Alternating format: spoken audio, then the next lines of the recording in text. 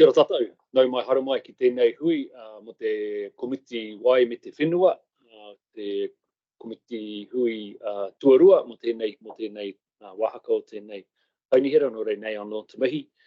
Kia koutou ki runga te hui topa, te rorehiko, kia Annabelle, Hasselman, Mike Patchett, no Christchurch West Mountain, Gina Waibel, no te Committee Banks Peninsula, me Les Wauhala, mo Selwyn Whitewater, nei te mihi atu kia koutou. Te mihi hoki kia koe, Jessica, mai EOS Ecology, hara mai tēnei rā ki te whakarongo, nei anō te mihi kia koutou katoa. Welcome everyone to our second Water and Land Committee meeting for this triennium. I'd like to ask now Chair Scott to open with a karakia. Kia ora. Whakaturia mai ki te uru kahikatia. Whakaturia mai ki te uru tamatua. Kato rana pakia katia. Kato rana kaupekehia. Kia rangi whawha, kia eo rangi. E whakamaru maru, e whakaruru hau. I te iwi e ui. Uiro, no mai te Māori. Omi e, ui e. Tāki e. Nei te mihi atu kia koe e Chair Scott, mo tō karakia whakatimataka i tēnei raro reira, tēnā koe. I have informed that we have a quorum present, and I'm pleased to declare the meeting open. We have apologies from Councillor Tiche and Councillor Ward, and lateness for Councillor Mackenzie, who's on council business in the in Ashburton district. Are there any conflicts of interest of items from today's agenda? Well, there are no public forums or deputations or petitions today. Is there any extraordinary and urgent business? Oh, moving on. And there are no notices of motion. Haere tonu. Go to 7.1 to the unconfirmed minutes of the Water and Land Committee from the 22nd of February 2023. Hopefully they've all been read and corrections have been noted. Any corrections? If not, can I please ask for a mover for minutes? Councillor Mackay, seconder. Councillor Robinson. Is there any discussion on the minutes? All those, okay, I'll ask all those in favour say aye. Aye. Carried. Held up. Moving on to our first reporting items, 8.1 for the Water and Land Committee, the resolution status report. I'll have Dr. Tim Davies next to me, the Director of Science, to introduce this report. Kia ora, Chair, and kia ora koutou councillors. As you can see in front of you, in terms of the resolutions, they're green, apart from the one that's in progress, and this relates to the information campaign around nitrate and in private wells and water testing. I can report in on that in terms of the second recommendation, we'll request staff from Environment Canterbury to invite territorial authorities to Mana Ora and zone committees to work with Environment Canterbury. We have canvassed the territorial authorities, so we have been talking to the territorial authorities. There's certainly willingness to be involved. When we've looked at a lot of the information, it does need updating that they hold, and they're starting to work on that. In terms of the campaign itself, we're aiming for a late winter and spring campaign. That's when nitrate concentrations are the highest in groundwater normally, and so we thought that was a good time to aim for in terms of the campaign. Otherwise, I don't have anything else to report. Tēnā koe, Tim. Thank you for that. Are there any questions or clarification for Dr. Davies? Oh, kia ora. Thank you, Tim. Therefore, I'd like to move the recommendation on page 30 that notes the status of previous resolutions provided in the Status of Water and Land Committee Resolution Report May 2023. Do I have a mover? Chair Scott, seconder. Councillor Edge. Is there any discussion? No. Therefore, all those in favour, please say aye. Aye. Against?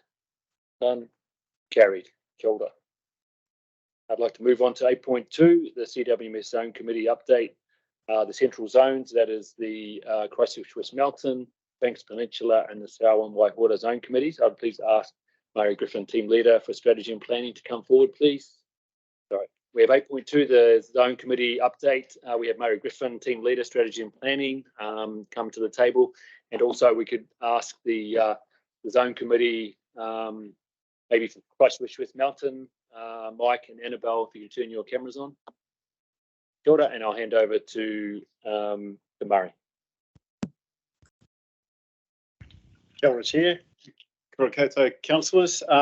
Thanks for the opportunity to introduce this paper. By way of introduction, just in some background, this report, as is noted in the paper, it follows on from reporting that was done to the previous Natural Environment Committee, and followed on a lead sort of set in conjunction with the Christchurch West Melton and Banks Peninsula committees with the Christchurch City Council. And that reporting update format has been applied across the region. So at future Water and Land Committee meetings, we should have updates from the Southern Zone Committees and also the Northern Zone Committees in due course. So following that pattern, yeah, it's a great opportunity to have the chairs online as well, and Deputy Chair Matt as well. So we've got Matt and Annabelle from Christchurch West Melton, Mike, I should say. Apologies, Mike. Les Wanhala from South and Waihora, and Gina Wable as the Chair of Banks Peninsula. So I can hand back to that. I just want to acknowledge to my colleague, Shelley Washington, as the facilitator for Christchurch West Melton and Banks Peninsula as well. So the report covers what the committees have been working on really from about October, November last year as priorities. And you'll note in particular the recommendations that note the work of Christchurch West Melton Zone Committee with regards to recommendations to the Christchurch City Council around sediment and erosion control. So I think that's probably the key things I just want to note at this stage, and I can perhaps hand it back to you, Chair, to give the respective chairs and deputies a chance to speak to this. Kia ora tātou. Yeah, thank you, Murray. As the people online know that all the papers have been read, if you'd just like to highlight the sections for each of the zone committees. So we'll start with Christchurch West Melton. Is Annabelle, will you be speaking, or will it be Mike? Yeah, Morena, I will be speaking. Yeah, first I will be speaking and Mike will be speaking to the erosion and sediment control part. Over to you, Annabelle. Okay, Morena, ko Annabelle Hasamanaho, Chair of the Christchurch West Melton Zone Committee. And firstly, I just want to acknowledge that the committee has welcomed new councillors on, and so a welcome to Greg Burns, who we were looking forward to working together. I really just want to highlight a key action around community engagement and enhancing the ecosystem health. And last year we undertook a successful Stormwater Superhero campaign. And at the end of the year, we held the Stormwater Superhero Awards. And this was to highlight the excellence around stormwater management. And Tunnel Wash Addington and Ready Mix Concrete and Hornby were the winners of those awards. And the committee has agreed this year to continue this, expanding the awards from just general industry to actually looking at including urban and commercial land development. Planning for this has started and building on the knowledge from last year. And a key barrier from last year was exposure, and getting people to enter. So we're looking at ways that we can increase that and getting key developers, a list of key developers in the city that we can contact personally and invite them to apply. And also when I presented to the Christchurch City Council around this triennial reporting, there was a suggestion from the council that we should look to including an environmental category in the Champion Canterbury Westpac Champion Business Awards. And this is sort of the scale of exposure that we need. So I'm following up on that. We continue to support the Community Waterways Partnership. And as you read, we're having a hui at the end of May, looking at the online hub and a focus on a campaign around litter in our waterways and sediment. And also Belinda Marget's launching the Healthy Waterways Action Plan. We've had a number of presentations from the community groups that we have supported, and this just really reinforces the ability of our budget to support communities in their actions. And a key highlight there is probably the Urban Springs research, which is the first research into urban springs, and the Zone Committee funding on this report has enabled this project to go onto stage 2 and to be funded by the Waitaha Action to Impact Fund for community monitoring. Also an update from Hayley from the Avon Otakaro River Clean Project and Jenny Bond's Tatune Taone project, which is an amazing project for supporting school children to be kaitiaki and implement actions around the taonga species. The committee really want to highlight to support the implementation of this Christchurch City Council Healthy Waterways Action Plan, and we are waiting with anticipation for this release. And we've had a number of presentations and discussions with Belinda Margetts around this, and we see this as a really important opportunity for implementing change to our urban waterways. But the committee, once we've seen the draft, we can be able to respond in detail, but the committee is advocating for a collaborative partnership to ensure there is political and community support to implement the actions that will be identified in this plan. Our early focus has around advocacy has been continue to focus on improving the health of our urban waterways, the improvement sought around erosion and sediment control, which Mike will talk to, and the need for continued advocacy to central government around the management and control of zinc and copper pollution. I also just want to recognise that a fundamental foundation of the committee is working together to reach consensus. And as a part of developing these relationships, we undertook a team building exercise with Kōtane Waka on the Otakaro Avon to help build our cultural awareness and to build relationships away from the committee table and on the water. I'll now hand you over to Mike, who will update you on our recommendations around the erosion and sediment control. Kia ora. Yep, hopefully you can hear me. Kia ora. The fundamental message I think the Zone Committee wants to convey to you today is that we all need better stormwater management and erosion and sediment control, ultimately for healthier waterways within the greater Christchurch City. Christchurch West Melton Water Management Zone regards erosion and sediment control and stormwater management as probably its #1 priority for action across the board.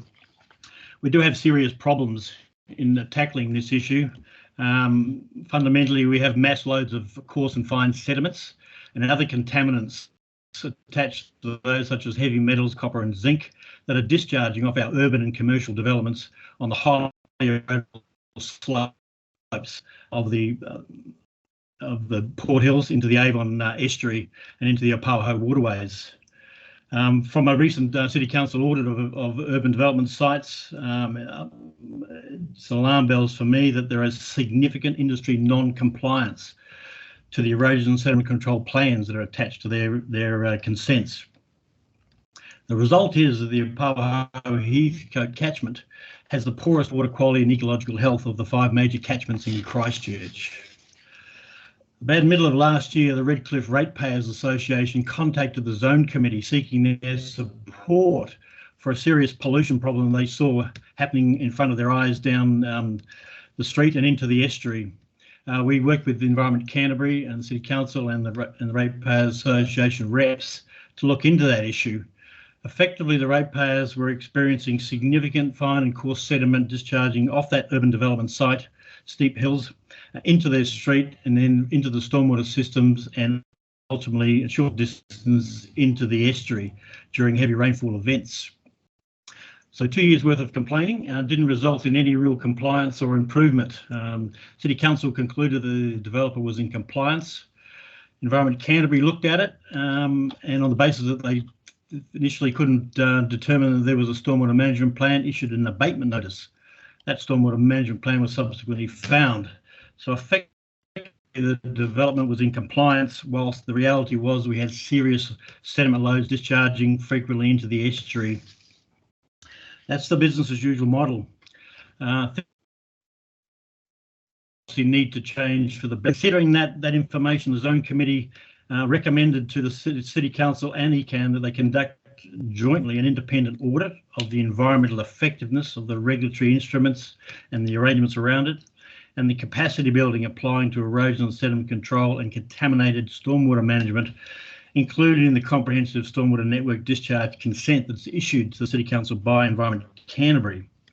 And secondly, that the audit outcomes be used to improve regulatory frameworks, the instruments, the protocols between the two parties, and the environmental outcomes for healthier waterways.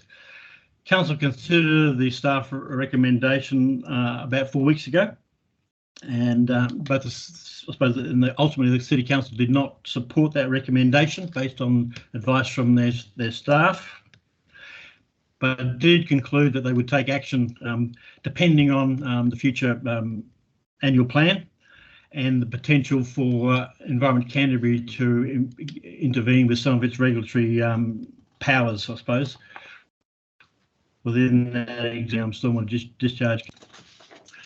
In conclusion, I think the current business as usual model between the City Council and Environment Canterbury in terms of stormwater management and urban developments on the highly erodible Port Hills, land and industrial and urban, we need to change the way we do business. So the Zone Committees are fundamentally requesting joint action by both Environment Canterbury and City Council to improve the environmental effectiveness of regulatory regimes, compliance monitoring and enforcement on these high-risk land development sites, and including building capacity within the government offices and the industry to perform better in this regard. The Zone Committee would strongly encourage Environment Canterbury to consider supporting the City Council's proposed Port Hills Erosion Sediment Control Management Plan, and we would also encourage ECAN to use its enforcement powers for a proactive City Council and ECAN compliance monitoring program, which may require some review and variation to the existing comprehensive stormwater network discharge consent.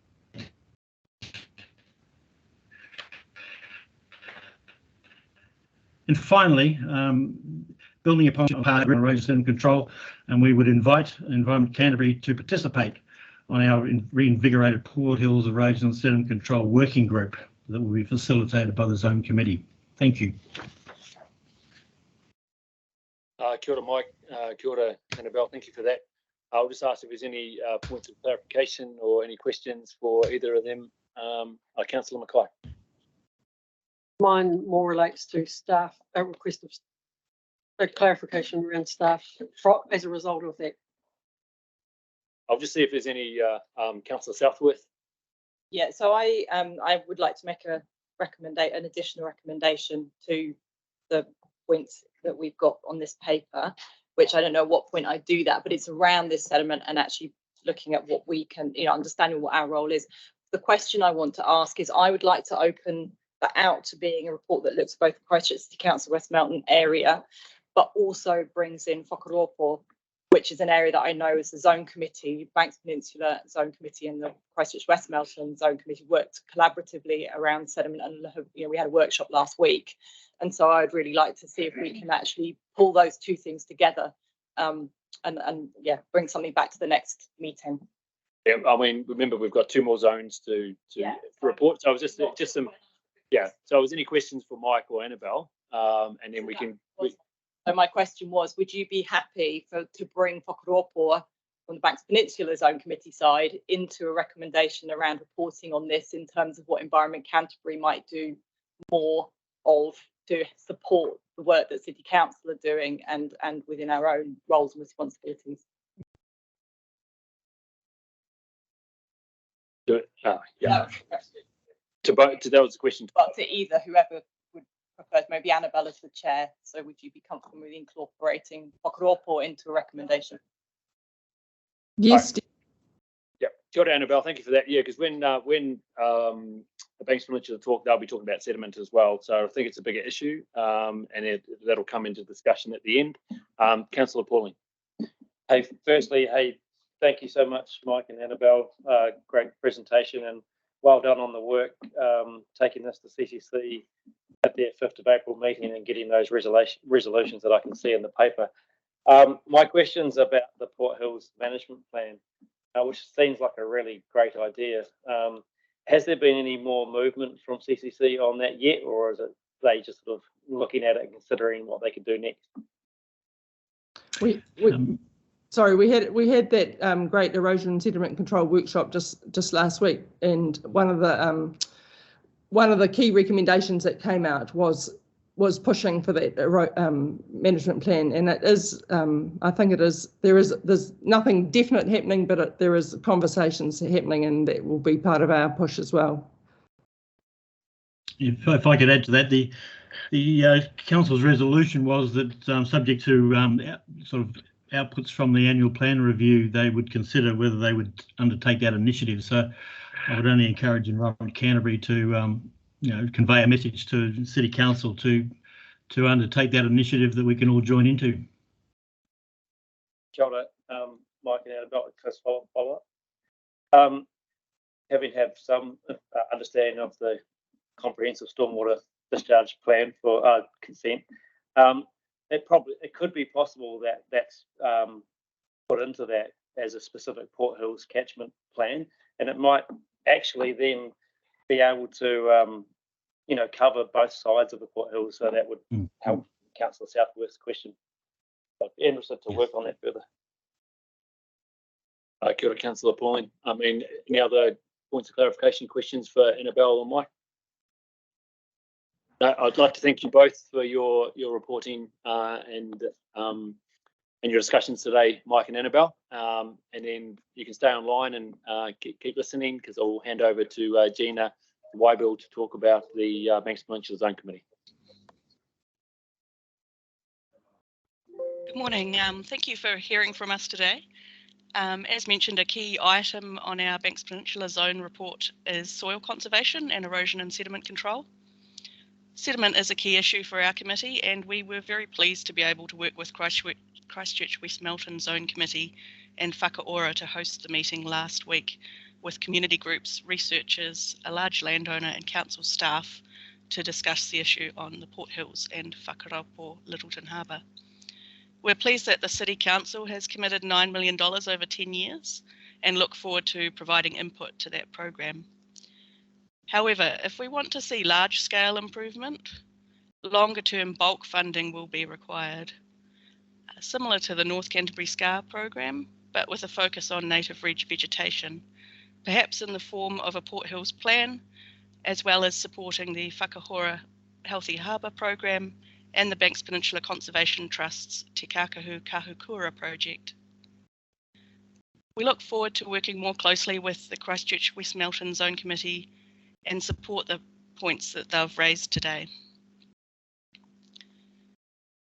Our committee were pleased to be able to provide early input to the annual plan, and we appreciate your continued support for the zone committees and our action plan budget, as well as the work of the zone delivery team. We've funded some exciting projects over the past year, with the new action plan budget allowing for greater flexibility in the types of work we can support, and we can now fund any project that meets our goals as set out in our action plan. In particular, I look forward to the results of the Peka Peka long-tailed bat survey, as well as the farm biodiversity planning that we're supporting the Banks Peninsula Conservation Trust to undertake with interested landowners. I'm also pleased that we were able to support feral pig control, as they've been destroying native plantings on the peninsula and have a significant effect on biodiversity. We also provided operational support to the Banks Peninsula Conservation Trust and continue to support a number of riparian fencing projects. These allow us to engage positively with landowners, and we've always had a good uptake, previously having no trouble allocating the $100,000 from the Immediate Steps Fund. We hope that the current budget of $50,000 returns to that level in the near future. I'd also like to mention swimming water quality grades in Whakaraupo and the poor grading that 5 out of 8 sites received over the summer.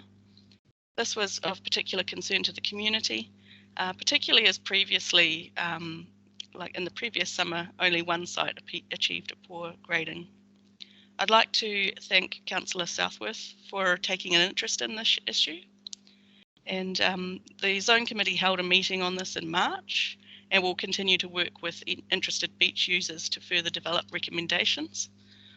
At this stage, it's clear that communication needs to improve to help foster better understanding of the grades by the public, and that further exploration of rain gauges in the harbour is needed, as well as looking into the potential for citizen science, in addition to continuing work on reducing contamination in the harbour.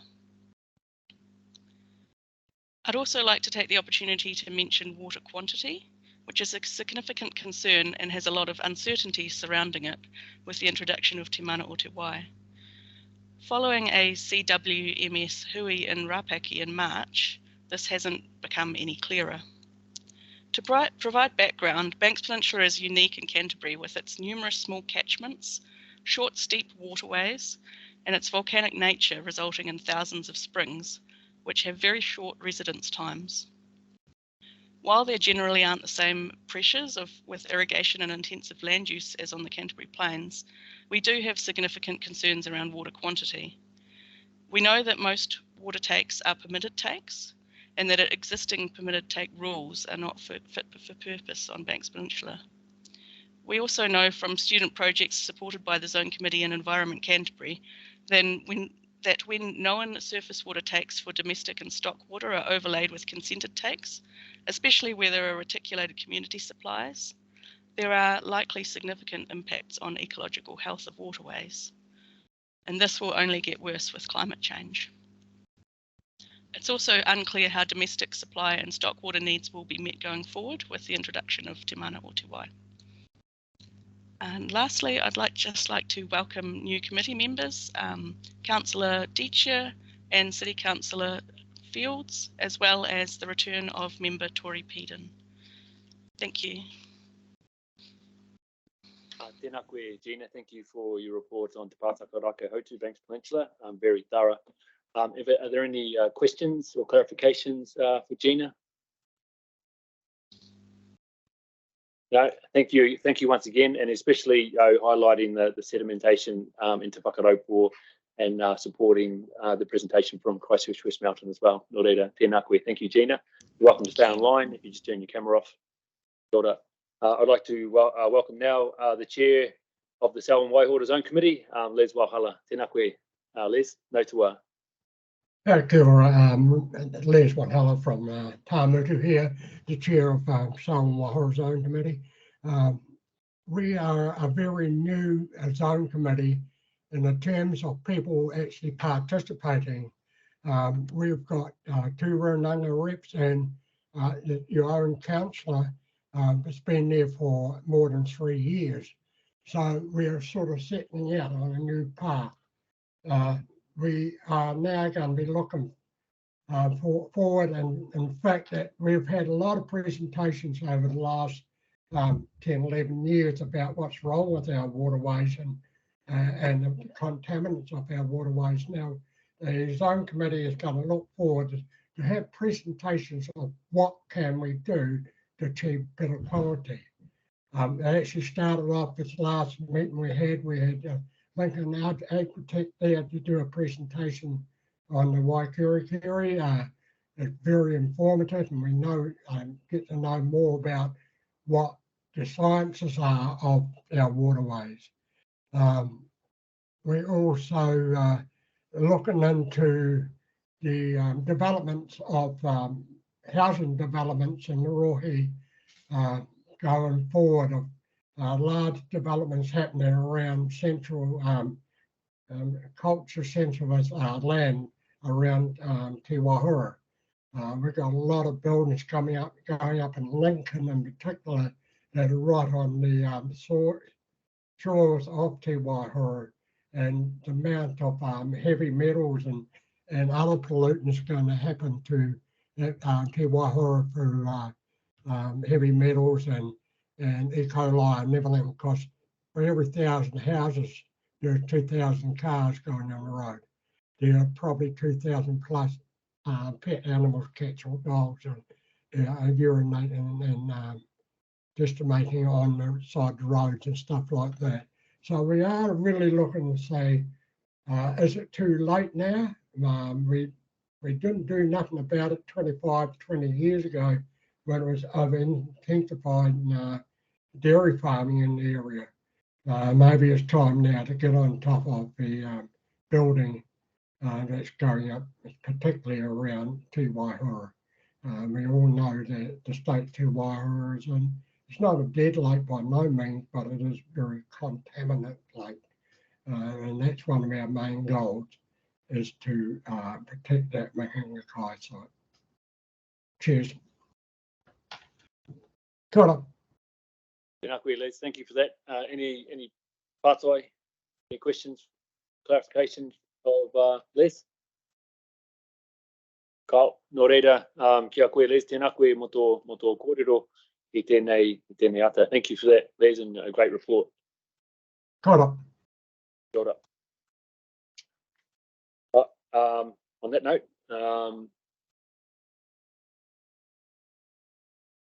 we'll move to the good part, the recommendations on page 34 of the agenda. And I'll wait for that to come up. Yep, as we're there, the Water and Land Committee receives the progress update from the 3 Central Canterbury Water Management Strategy CWMS Zone Committees on their current policies, priorities and progress in advancing their action and budget.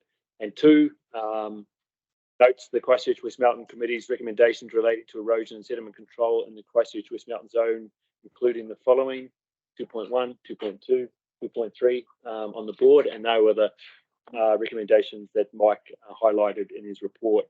Notice that we note the recommendations from the Christchurch West Mountain Zone Committee.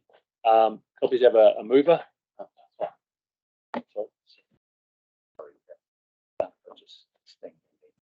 Oh, okay.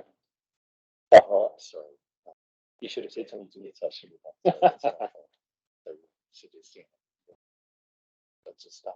All right. Thank you. We have a staff recommendation so that we can go right to it. You can see there in the red that the Water and Land Committee notes the resolution passed by Christchurch City Council on the matter on the 5th of April 2023, and as detailed in paragraph 28 of this paper. I note that the staff consider an independent audit as recommended by the Christchurch West Mountain Zone Committee is premature given existing Christchurch City Council work underway, given that the city's comprehensive stormwater network discharge consent may be reviewed when it is transferred to and managed by a water service entity created under the Water Services Entity Act of 2022. 3, recommendation that Canterbury Regional Council and Christchurch City Council staff work together to improve construction industry compliance with erosion and sediment control matters. And 3.2, continue exploring other best practical approaches and business practices to gain better environmental outcomes. That is the point of order, Chair. Should we just acknowledge a change to the recommended staff resolutions that were in the paper, and that they're being wholly replaced by this, just for public record? Yeah. So that's the point. Yeah. So sorry, it shouldn't be number. So that's the first one. Yeah. This is replacing the second. Okay. So number 1 still stands, and that's receives the updates, because otherwise, that's what we need to. And then 2 is replaced. The staff are recommending the number 2 in the paper be replaced by this on the screen. So those transfer down to 2, 3, and 4. I'm not going to read those again. But please have a mover. Councillor Pauling, seconded by Councillor Sucknell. Any discussion? Well, I'd like to also add something. So at what point do I do that to make sure I don't miss my moment? Because I know that has happened before. It's not all covered because I would like a report to come back. So mine's an addition. Yeah. Yeah, I don't know if it's an amendment or an addition, or if an addition is an amendment. An amendment, yes. So whilst 4.1 and 4.2 go some way towards what I'd like to recommend, and therefore my wording may now need, because I've only just seen this, may now need to reflect that. But I would like to recommend that staff bring a report to the next Water and Land Committee explaining the roles and responsibilities of Environment Canterbury in relation to reducing sediment runoff within the Christchurch West Melton Zone area and Whakamutunga, and whether there is sufficient capacity to meet our responsibilities, and where there is opportunity to work more collaboratively with Christchurch City Council, so it's got a specific time, and I would like some information specifically around the roles and responsibilities that we have as distinct to City Council, because I think it's really important for us and the public to know what do we do, and where is our role in this, and then recognising there's some work would be collaborative. So I'd really like to give staff the opportunity to bring a report on that. And yeah, I forwarded this to you. Yeah. Kia ora tātou. We'll just take a recess for 2 minutes. 2-minute recess as we just clarify these points. 2 minutes. Kia ora tātou. We're going to resume our meeting. If you could please return to your seats. So we have the staff recommendation here, which was moved by Councillor Pauline and seconded by Councillor Sunknall, and we have an amendment to this. In addition, put forward by Councillor Southworth. Are you happy with what's on there? I am. Yep. I would. Yep. Can I remove my seconding of the motion? What does process work? Because my process is I should allow Councillor Southworth to have talk on the motion. So I really appreciate the hard work that's been done by our zone committees. This is a really hard issue to resolve, and it takes all of us to do work around managing sediment, but I mean broader discussion around stormwater as well. As an Environment Canterbury, we certainly have a role to play in this, and I'd like to really understand what that is, because it's quite complex. There's certain things that we've handed across to City Council, other things that are our role, and then there's the grey space where we need to work together. And I certainly know that the zone committees are really trying to make the most of all of the opportunities they have to influence, and I think it would be really helpful for the public as well as for us to see really clearly what our role is and where we can really make the most of our role to deliver on the outcome of reduced sediment runoff, both into the city rivers, but also into Whakamutunga, where we have the Healthy Harbour programme, which I sit on. And I would like to see that we're making the most of the commitment that we have given to impacting on sediment loss, which is the key issue in the Healthy Harbour plan. And so I would like to just start by understanding this, and then subsequently we can maybe look more specifically at what we can do as an organisation. But this is starting off that process, and I understand from staff this is a manageable piece of work to bring back. It's that overview, and and I think it's important for the public as well as for us. Thank you. Kia ora, Councillor Southworth. Councillor Robinson, would you like to have a say? Yeah, I totally agree with what Vicky's saying, and sediment is a major issue, but it's more so we need to look at it because of the Healthy Harbours partnership as well. And, everything's been done around the land, plantings and everything to try and minimise sedimentation, but it's still a key issue when you talk to people that live in the area. It's just a big issue, and I just agree with the motion. Thank you. Kia ora tātou. Any discussion? Councillor Pauling and Councillor Sunknall. Councillor. Thank you, Mr. Chairman. I second the original motion, but I speak against this not because I have any particular disagreement with what we're trying to achieve, but my frustration is that these are issues that Councillor Southworth and others have been aware of for some time, and there was a real opportunity to socialise, have a conversation within Council any time and with others. And so my frustration is bringing it to this meeting, dropping it in, and then adjourning the meeting for 10 minutes while we go round a room trying to gain support. So it's a process thing for me, not necessarily the issues that sits there, but I vote against it because we constantly drop things into the organisation, and an organisation that is under real stress to achieve the outcomes it needs. So for me, it should have been a conversation within the last week, socialised and then brought forward, rather than dropped in as a. It's not an amendment; it's an addition at the very last minute. So I speak against it. Councillor Pauling. Kia ora koutou. I speak in support of this amendment.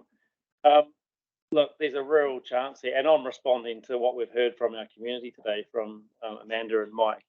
So it's not so much about dropping it in, it's responding to what we've heard and trying to find a solution. And I think there is a real potential for a solution here, particularly through, like I said earlier, through the discharge consent that we are the authority for, with City Council being the consent holder. Because not a lot of people understand that that's a global consent that has programmed and timed catchment management plans to be done within it. There is no planned Port Hills catchment plan, but there could be. There is a Ōtūwharekai or Heathcote one, and there is a Littleton Harbour or Peninsula one. So between them, and if the City Council and our staff were willing, you could work together to focus in on the Port Hills. So that's why I'm supporting this, because I think if our staff can go away and think about that with the City Council, we could find a solution to this, which our community has brought to us. So totally support it. Kia ora, Councillor Pauling. Councillor Korako.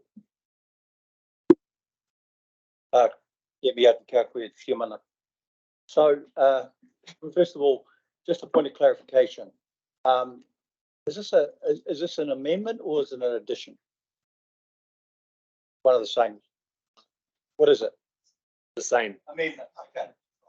So, first of all, as mana whenua, in two of the areas that we're talking about, and someone that has actually seen the degradation of our mahinga kai because of the part of the silting up of the harbour. We don't just blame the Littleton Port Company. A lot of it is actually about the silt that comes off the Maunganei or Whakatikotiko or Waitaha. So I'm in support of this now, and that is the reason, because basically it's addressing the real issues that are actually on our harbour and also in the ihutai as well. But I'm also, in some ways, I'm in support of what Councillor Sunkel was saying, is that to me, it kind of feels a little bit like we're doing stuff on the hoof. Whereas, to be clear, moving forward, I think that all of us, anything like this, needs to be socialised. It needs to be kind of daylighted before it actually gets to this forum. So, kia ora te mana. Yeah, I tautoko this amendment. Kia ora, Councillor Korako. Councillor Burns. Kia ora, thanks, Mr. Chair. Yeah, I certainly support this as well. I acknowledge the process that Councillor Sunkel is talking about, but I thought Councillor Pauling quite rightly highlighted the opportunity that exists in here for a major gap between a plan on one side of the hills, Port Hills, and the other side. So I certainly support it. Can I also ask that we acknowledge the work of the zone committees who have put forward their recommendations, firstly to Christchurch City Council, and thank you. Kia ora. Kia ora tātou. We've had 3 in support of the amendment. Unless it's a contrary view, I'll go to the clarification. I'm in support of the motion that Councillor Southworth has provided, but also the adding of the amendment is an issue that can be. Well, it's through our standing orders. It's a common practice. It would be good to have it socialised, but it hasn't been. But it is a perfectly legitimate amendment, and we just have to, as part of the committee process, adopt that. So, support it. Kia ora, Councillor Edge. Yep. So, yep, you're supporting it, and that's great. You've had your say. I just want clarification through, because we've had three. That's 4 in an hour of supporting it, so we don't probably need any more. Unless you're against it, you can have a say. But otherwise, a point of clarification. Because I think asking for a report on what our role is pretty straightforward. We're the regulator. Well, that's what our role is. And so, if we want to push wider than that, does that amendment cover that? Because I would have like a 2-paragraph report back to the next Land and Water Committee piece. Our role is very clear here. This is what it is. But Councillor Pauling was pushing wider, and I don't know whether this amendment covers that. Chair. That'll be for the Water and Land Chair and Deputy Chair. We'll discuss with the with staff on where to move forward. But we've heard from our community, as Councillor Pauling said. We have to listen to our community, our zone committees. That's why they're there. And then where we take this, and how do we work together with Christchurch City Council on these issues. Kia ora. On that note, unless there's any contrary kōrero, I'd like to move the amendment, which was moved by Councillor Southworth, seconded by Councillor Robinson, and actually right of reply. So just to say, I apologise for the late amendment. I have been asking questions around these issues, and I belatedly realised I had an opportunity to try to get some traction and to pull this together at this point. So I apologise that I may be a bit slow in the uptake, but I'll certainly try and improve my process next time, and I acknowledge the issue there. Kia ora, Councillor Southworth. That was your right of reply. Therefore, I'd like to move. It's been moved by Councillor Southworth, seconded by Councillor Robinson. All those in favour, please say aye. Those against? Councillor Sunkworth, would you like that noted? No, don't worry about it. Councillor East as well. Therefore, carried. Therefore, this goes back to the substantial motion, and therefore it goes back to the original movers. Councillor Pauling, seconded by Councillor Sunkle. Are you still in agreement? Still in agreement? Yes. Any discussion? None. Oh, I think there's some dissension down the table here. Is that about process? Sorry. Once again, original motion is here with the addition moved by Councillor Pauling, seconded by Councillor Sunkle. No further discussion. All those in favour, please say aye. Aye. Against? None. Carried. Kia ora. Yeah, thank you. Moving on. And we're moving to 8.6. Oh, just for those online who are here, once again to Annabelle, Mike, Gina and Les, thank you for coming and reporting online to us, and I hope you enjoyed the debate.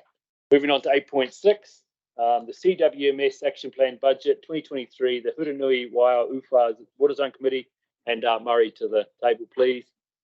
And also online, we have Judith Batchelor, the Chief Strategy and Community Advisor from Hurunui District Council. And Judith, you can turn your camera on now if you'd like. Over to you, Murray. Kia ora, Chair. And councillors, thank you for the opportunity to present this paper, which addresses the approach we're looking to take and looking for your support of this approach for in the Hurunui, Waiau, Uwha Water Zone. This follows on, similar to the previous report, this follows on from what we did in the last financial year and reported through to the Natural Environment Committee in terms of the available action plan budget of $50,000 and how to use it in the zone in the absence of a water zone committee. The Hurunui Waiau Uwha Water Zone Committee was discharged in 2021, and a similar committee is looking to be established in the zone, but at this stage isn't in place. So consequently, we're looking to bring it to this committee. We're also, Judith is assisting us to get it to the District Council on the 16th of May. And we've also circulated this to the two environmental po of Ngāi Tuhariri and Ngāti Kuri. And it follows on this effectively supporting the same project in terms of the flagship program on the Hurunui and Waiau Uwha rivers and the consolidation of the nesting islands on those rivers to support those endangered bird species. So this is a project that is being supported by council, the Runanga and the community through the water zone for over 6 years. So we feel it's a good and consistent investment of this action plan budget. So I can probably stop there by way of introduction and hand it back to the chair and await any questions or further discussion. Kia ora, Murray, thank you for that. Yes, any points of clarification, any questions for Murray? Councillor Paul. Kia ora. Yeah, my question was really about the engagement that has gone on. Obviously, it's great that it's going to go to Hurunui on the 16th of May, and thanks Judith for being here. That's great. In relationship to the Runanga engagement just over this project, obviously I know I can read from the paper that they're in support of it, and they have been in the past. That's great. But just without a zone committee, it's quite hard. So just can you just tell us what's been going on and what you intend to do with the Runanga? We've emailed through the paper as it stands in this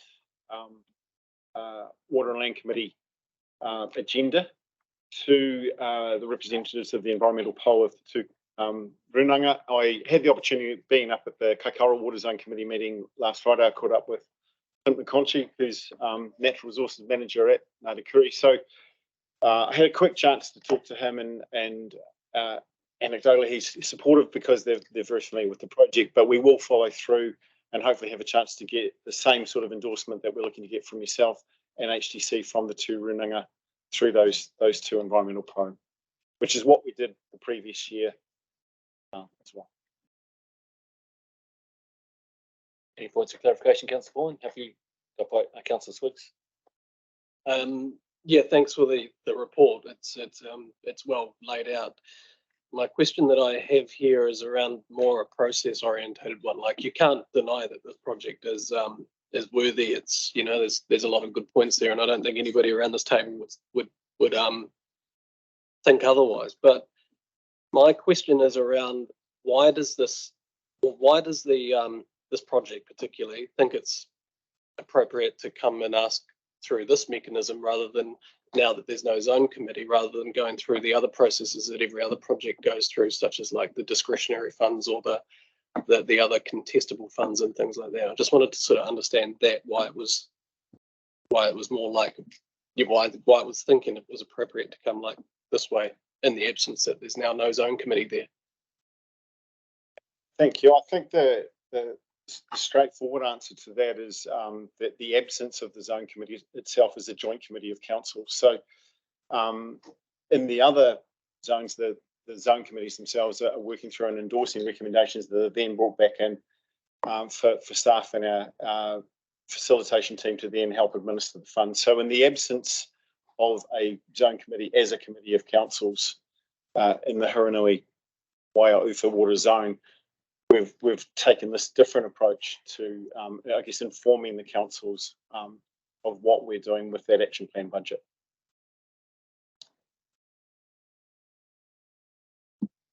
So the action plan budget goes with who? Like, is the action plan budget for the zone committee, or has it been appropriated somewhere else? I don't quite understand.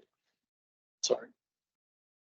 In this instance, effectively, you could say, and I guess we've specified that it's for the Hurunui Waiau Ōtūwharekai water zone. I guess you could say that the same approach applies across the region for the other water zones, but we have a water zone committee in each of the other water zones who then have a responsibility to look at utilising, in this case, the 50,000 that's available to help them implement and drive the action plans that they've established. So the CWMS action plan budget is defined that way. It's a budget to support the zone committees to drive their action plans. So it's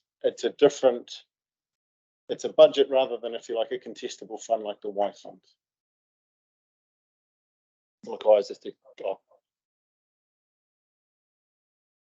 I just wonder if can I just try and daylight the question. So I think it may be helpful if you actually think about the decision-making process about the allocation of the funds, where there's a zone committee to make recommendations that actually does come back to Environment Canterbury. In this instance, we don't have a current either zone committee or a land award committee in place yet. It's work in progress. So the decision has actually come straight back to Environment Canterbury councils, and it's been brought to us as a council to make that decision, which is in line with what was made last year. So we're not setting a precedent at this stage. Councillor Swiggs, are you happy with that reply? Okay, thank you. Councillor Koraku. Kia ora, e Timana. Tēnā koe. I was also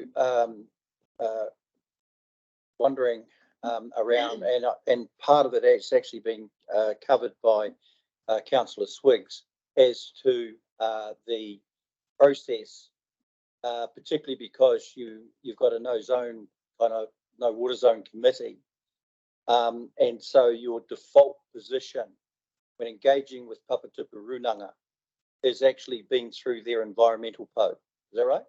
Okay.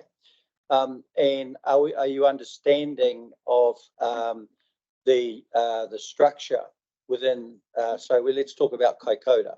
So you're using the actual PO, the environmental PO, and for Tuahuriri. Okay, so that's your default position. And how long since this? Sorry, new councillor. Just want a point of clarification. When did this water zone committee implode? It was discharged in 2021. Okay, so right. So those two PO the process is that you will engage with them. All right. Okay, and then from there you'll bring a recommendation back to council, and then it will be decided here. So they kind of are like a quasi water zone committee, those two PO. All right, it's just mana whenua.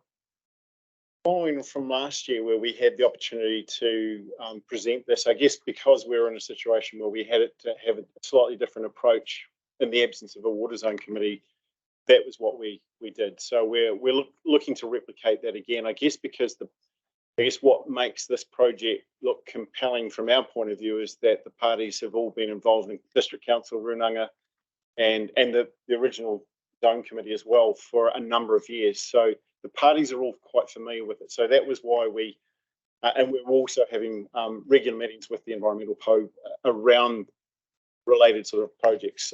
So that was why we have adopted that approach for last financial year and looking to replicate it again. Back through the chair. Just one thing. So yeah, the road to ruin's paved with good intentions, isn't it? In some ways. But what reference, under the kind of terms of reference of the water zone committee, if there was a breakdown, like this, so there's obviously nothing in there that actually covers how you actually deal with this. I guess the terms of reference for a zone committee, in this instance, technically doesn't really apply because it's been discharged. So what we're really looking at is how we relate to the two councils and certainly using these committees as a way to both inform and make you aware as a council of what we're looking by way of an approach, and hopefully support for the approach is the way we have addressed it because of the absence of the committee. The terms of reference for the committee enabled it previously when it was obviously in play. Right. Good. That was a really interesting response. So I know it's been discharged, but if it hadn't been before that, so what you're saying is there's nothing in there that actually covers the implosion of a water zone committee. We effectively defer. We effectively defer, and the discharging of the committee relates to the standing orders of the council. So when we discharged it, we took it through both councils to do that as a committee of Hurunui District Council and Environment Canterbury. So we used the standing orders of the two councils to discharge that committee. Yeah, I mean, just so when committees of council come under our standing orders. So yeah. Well, Councillor Edge. Thanks, Chair. Just clarification on three points. First of all, the money that's being allocated through this recommendation, what's the value of the funding? Is it the full 50,000? Okay. Secondly, just following on from Councillor Karako's conversation, effectively, Zone Committee has imploded because the Hurunui District Council have pulled out of the relationship, and the Runanga are still in the relationship, and so going through what we're talking about now, will we be needing to amend the recommendations to suggest that the funding is allocated subject to endorsement from the Runanga? Councillor Age, yeah, that might be a bit hard for Murray to answer that one. Oh, Councillor Chair Scott. Well, I think this is unfair, Councillor Edge. I think it's unfair from two reasons. One is that we went in with eyes open with Hurunui District Council and agreed that they would do what they did, and we supported that from a community support point of view, where they needed some time to reanalyse how they were going about things. One of the things that we did say to them is that the principles under the CWMS must still apply, and therefore the funding still applies. I think what we need here, Chair, is an opportunity to have that discussion, maybe councillor only time, and so we can have a hands-off discussion about that, because there is some detail in here that shouldn't be overlooked, I would think. Councillor Paul, is it clarification following from Chair Scott, or another issue? Because it's just further clarification to the point that the other key thing that was mentioned in all of those discussions was that the role and the partnership with Hurunui District Council, ECAN, and the two Runanga was maintained. So I think it is important, and I am foreshadowing an amendment here, that I think it is important that it is subject to the endorsement by Hurunui, Ngāi Tuahuriri, and Te Runanga Kaikoura, and that formalises it, because they're the partners under the CWMS. I think it's important that that's done. Yeah, that discussion will come later. Councillor Edge, you had one more point. Yeah, look, my point's really been raised, and it's been addressed by Councillor Pauling as well. So my feeling is, yeah, an amendment will be required. So. If there's no more points of clarification for Murray, no, thank you. Yeah, point of clarification. Just a point of clarification on, why come back to the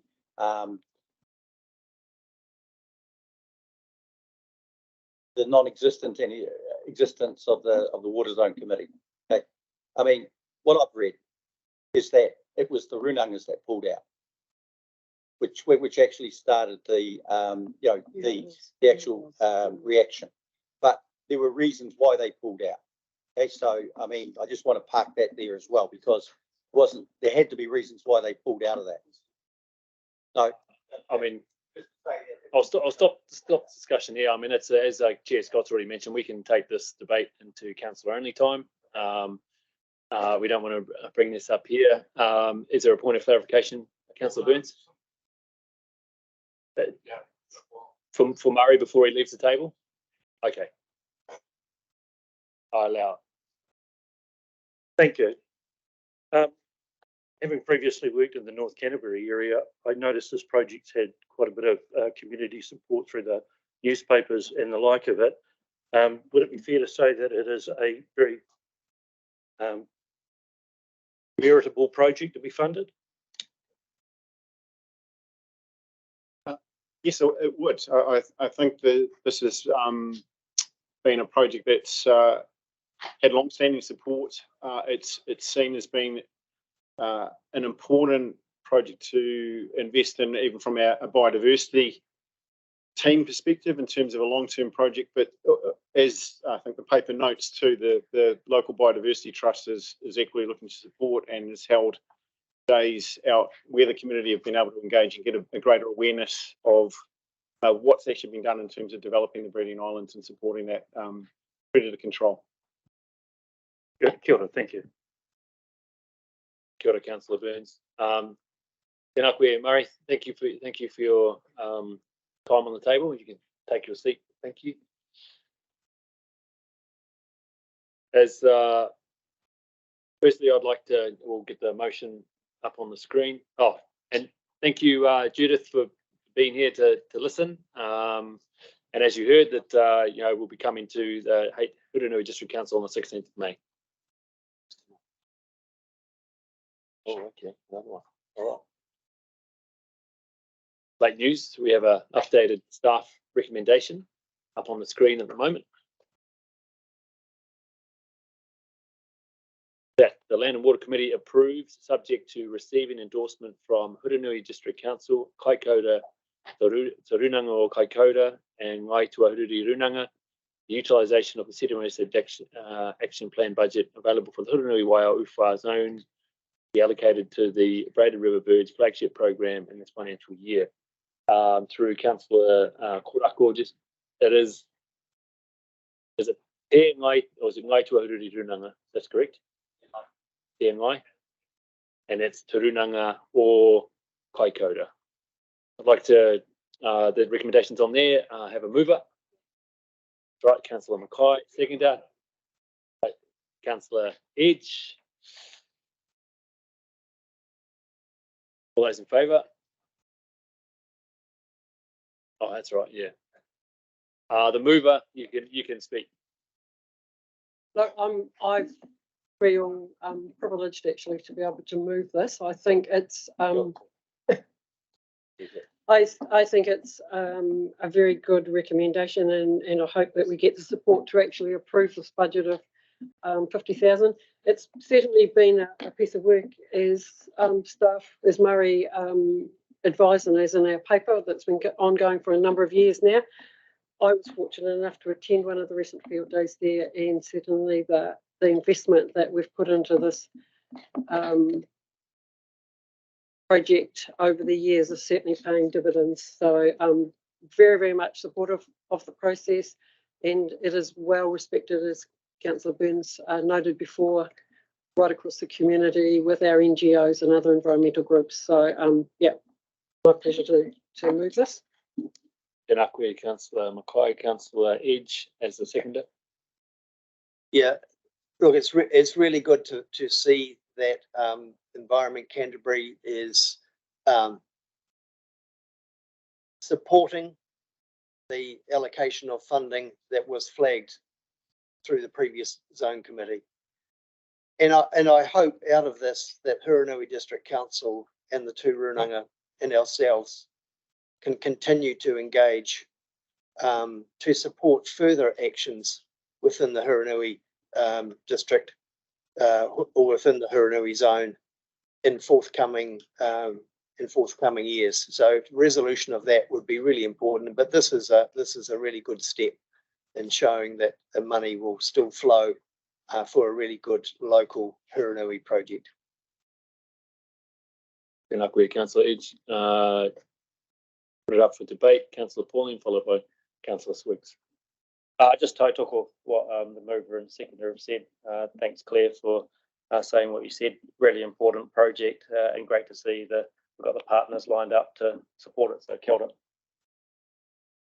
Yeah, I was initially going to just vote against it based on the process of the funding that's allocated. Now, I just have a particular problem with the way that this is a project has been funded outside of that CWMS process, and I still, in my heart, think it should be more of a contestable type of funding type arrangement. However, with the amendment that's come here, and I'm not supporting it because I don't support the project. Actually, I believe the project's really good, and maybe I am not quite understanding how this is working, but I think this goes into an argument that there needs to be a bigger conversation about the zone committees and how they operate, because I just think this undercuts the rest of the zone committees that are existing around the region.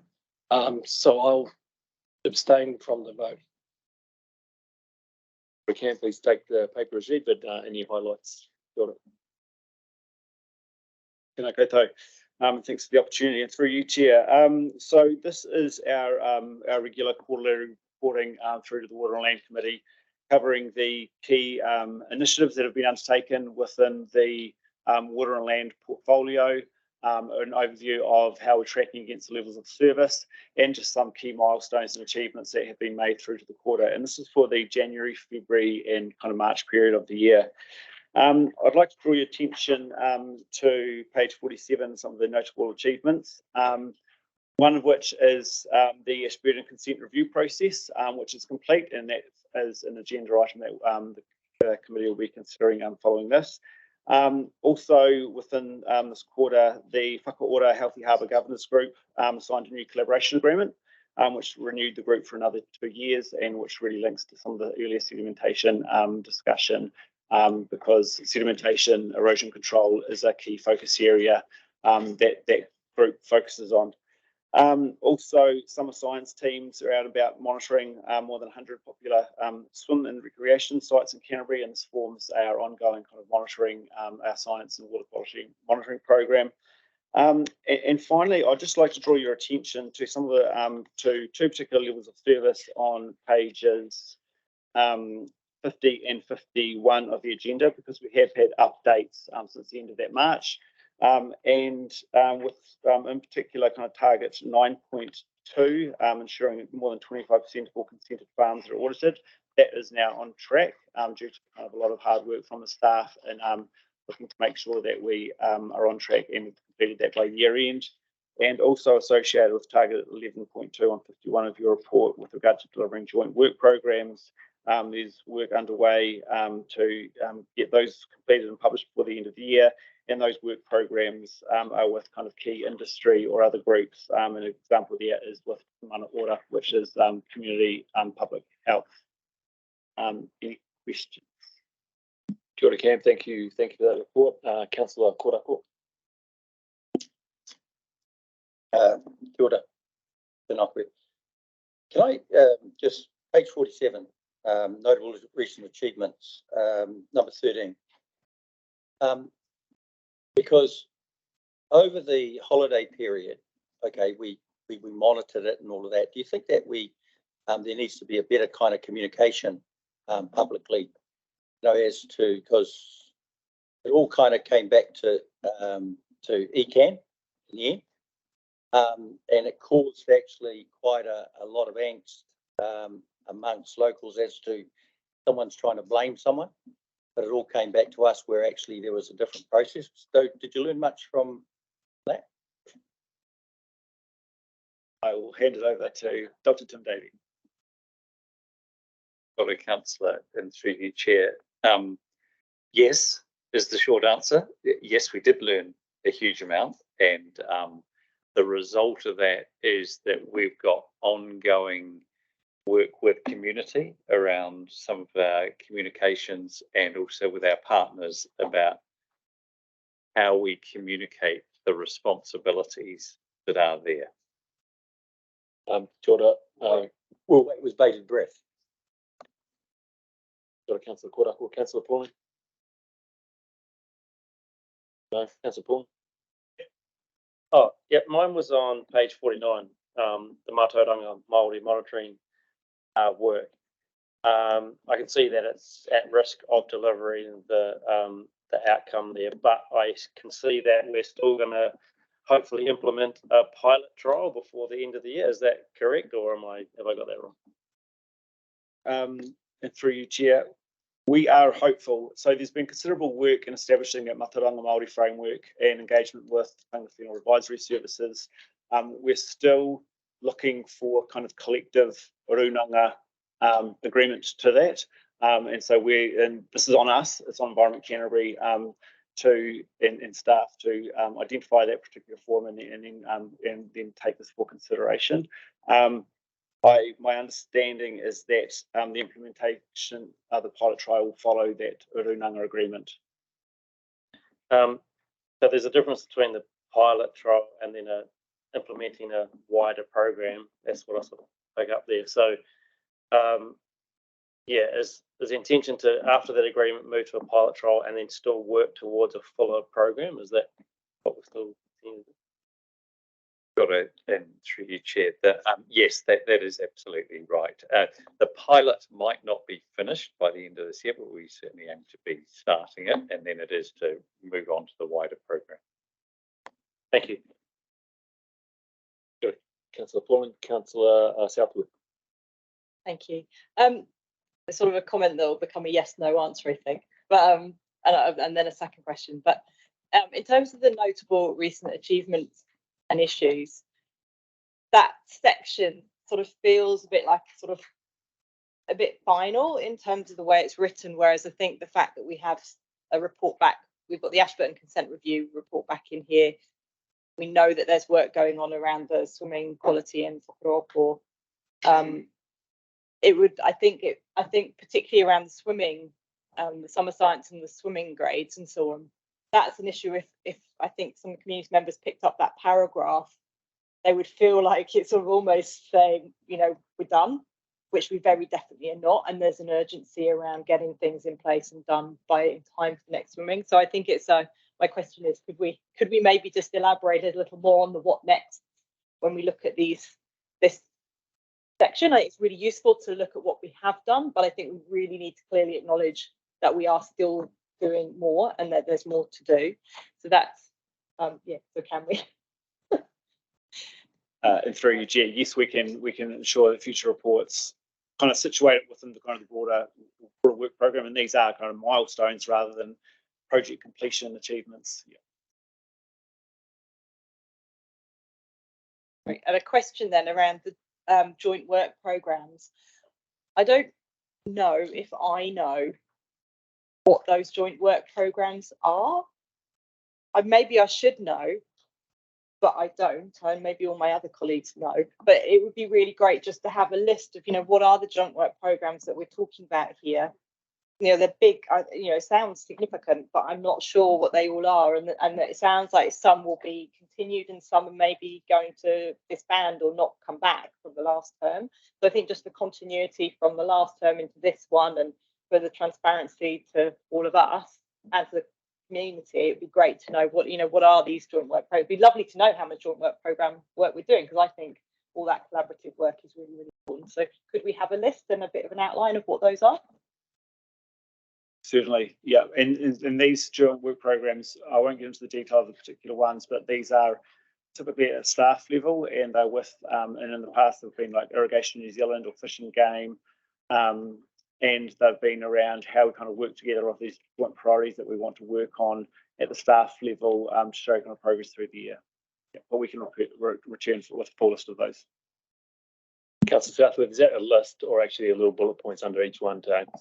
I think yeah, a name and a bit of an overview would be great. Thank you. I mean, Chair Scott, is that a carry on? Yeah, can I just move, if you don't mind, to the budget stuff on the very last page? I think it's page 56. Sorry, Chair Scott, I thought you was carrying on from this discussion. Sorry, Councillor McCoy now. Thank you. You can come and follow after me. Just I want to go back to your update around target 9.2 and saying that we're now on track for that, which is to ensure greater than or equal to 25% of all consented farms are audited. So we have in the paper some reasons why we thought that was at risk. Are you suggesting that we now have full agreement from the Runanga with respect to FEPs, or are you suggesting the fact that we're focusing on getting 25% consented out of those areas which are not, that haven't been under some dispute or? And through you, Chair, yes, it's the latter of those. So the discussions with the Hurunui are ongoing, but we have been kind of looking to kind of lift activity elsewhere, and that's where a lot of the staff time has been spent on getting it to above that 25%. So my second point then, following on from that, and it's a difficult one, I know, but do we have some time limits? I mean, this has been a barrier to our progress since 2020, really.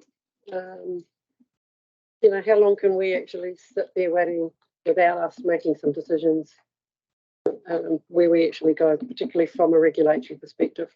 They are our land and water regional rules and consents requirements. And it is a good question. I can't answer that here and now, but we can come back with that information. Thanks for that clarification, Cam. Chair Scott. Yeah, sorry, not paying attention to the flow of questions, Mr. Chair. But I'll just move to the budget commentary here, because to me, the financial analysis doesn't actually, it talks about underspends in about 4 or 5 places, but the overspend is actually 4.7 million. So I'm just wondering how that is. Chair Scott, can you please repeat your question? Chair, I might pull my head in on that, actually, because my colleague next to me has said that I'm wrong. So I'll drop the question. Can I ask? No, you can't ask anything about it. Councillor Swiggs, do you have a? Yes, actually, it is pretty much based around this stuff. The question that I did have on this is that we have close to a 20% underspend, but everything in the graph there is green. Is this underspend not having any impact on the work program at all? And how does that work with budgets moving forward? Through you, Chair, that is a very good question. And so I think, and you looking at kind of the freshwater regulatory framework as an example, obviously through Ōtūwharekai, we've now landed on kind of the forward run program, but originally we anticipated more work happening ahead of that. But we still see as on track in delivering freshwater regulatory framework or delivering on the MPS components of that by 2024. So yes, there has been some work kind of slowed down, but we're still meeting those levels of service. Jota, thank you, Cam. If there's no further points of clarification, questions for Cam, I'd like you, Cameron, to leave the table. First, I'd like to put the motion, and then there'll be opportunity for discussion. The recommendation is on page 46. That's on the screen there. That the Water and Land Committee receives the work program report for the land and water, water and land portfolio. Do I have a mover? Councillor East. Seconder, Councillor Mackay. Any discussion? None. All those in favour, please say aye. Aye. Aye. Carry. Against? None. Carried. Kia ora. Ki te haere tonu, waru irikati whā, 8.4, Ōtūwharekai water quality update. Can I please ask Dr. Tina Bayer come to the table, please? Kia ora, Tina. Oh, and Shirley. Kia ora, Shirley. Sorry about that. Thank you very much. So this presentation is to give a summary of the paper we have received about the water quality update for the season in the Ōtūwharekai Ashburton Lakes catchment. So we do have an update on the paper, as in that when the paper was written, we didn't actually have all the results back for the season sampling, so we were still missing the April data, but we've got that back now as interim results from the lab, so I have managed to update. Sorry, is it not working? Oh, okay. Sorry, just 1 minute. So I'm just going to keep talking, I guess, in the interest of time.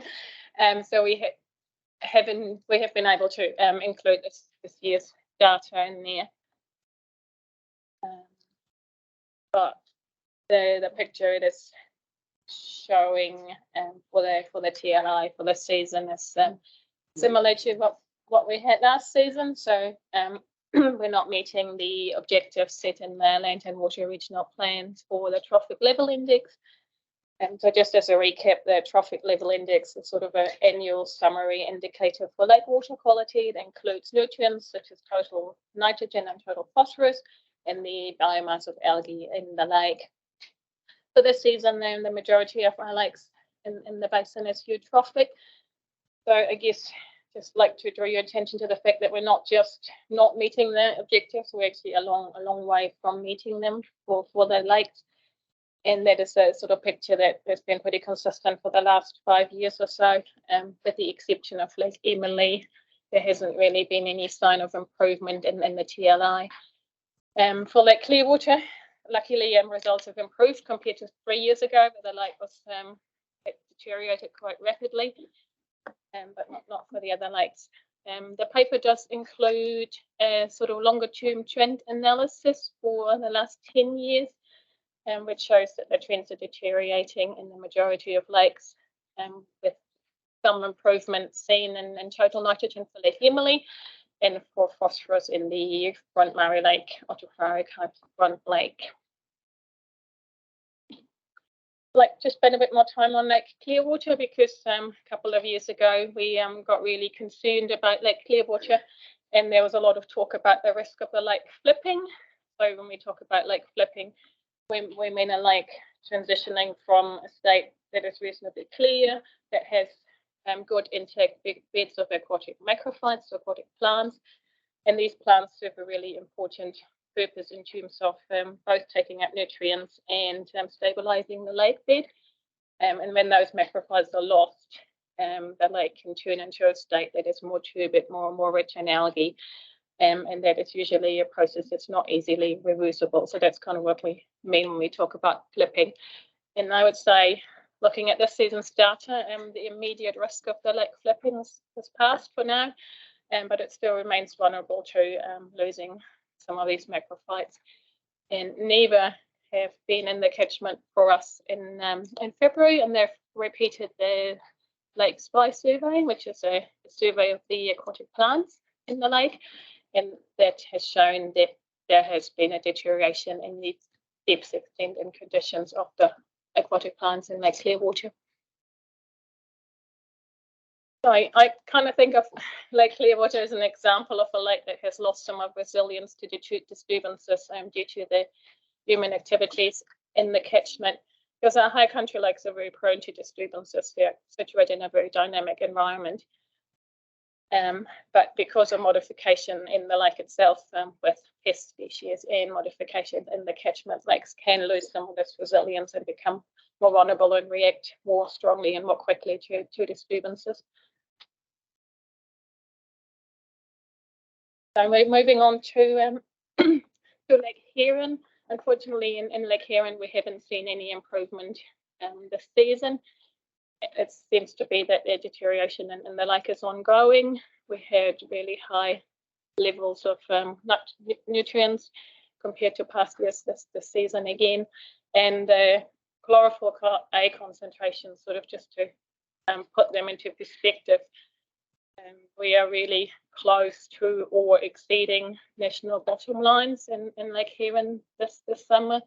So the national bottom line for the maximum chlorophyll is sitting at 60, and the median chlorophyll national bottom line is 12. So if you took the median of this year's data points, you'd probably be very close or exceeding that. So this is really highly unusual for a high country lake. It's very, yeah, it's a lot of algae in there.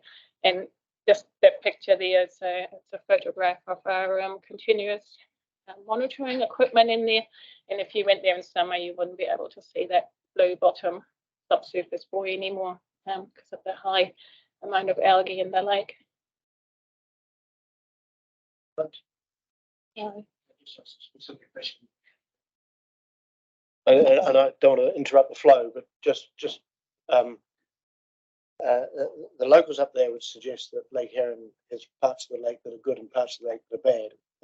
Are you, as the A, would you agree with that or disagree? And B, if that is the case, are you monitoring in the worst part of the lake, or in the average part of the lake, or in the best part of the lake?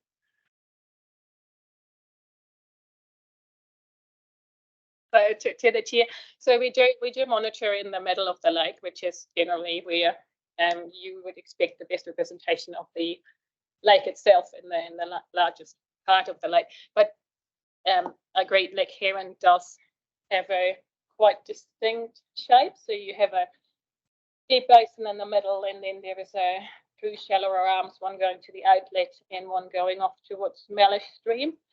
And there is a lot of springs in the bottom of the Mellish Stream arm that we haven't monitored, but we know of through the lake spy surveys actually.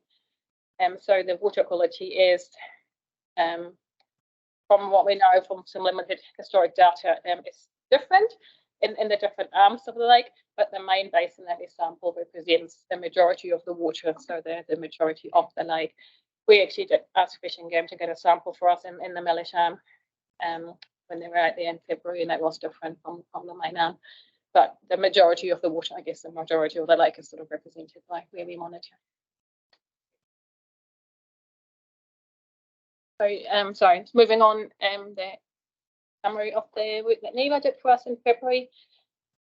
Lake spy surveys. So they look at the condition of the native plants and the proportion of invasive plants in the lake, and come up with a sort of summary indicator, summary condition.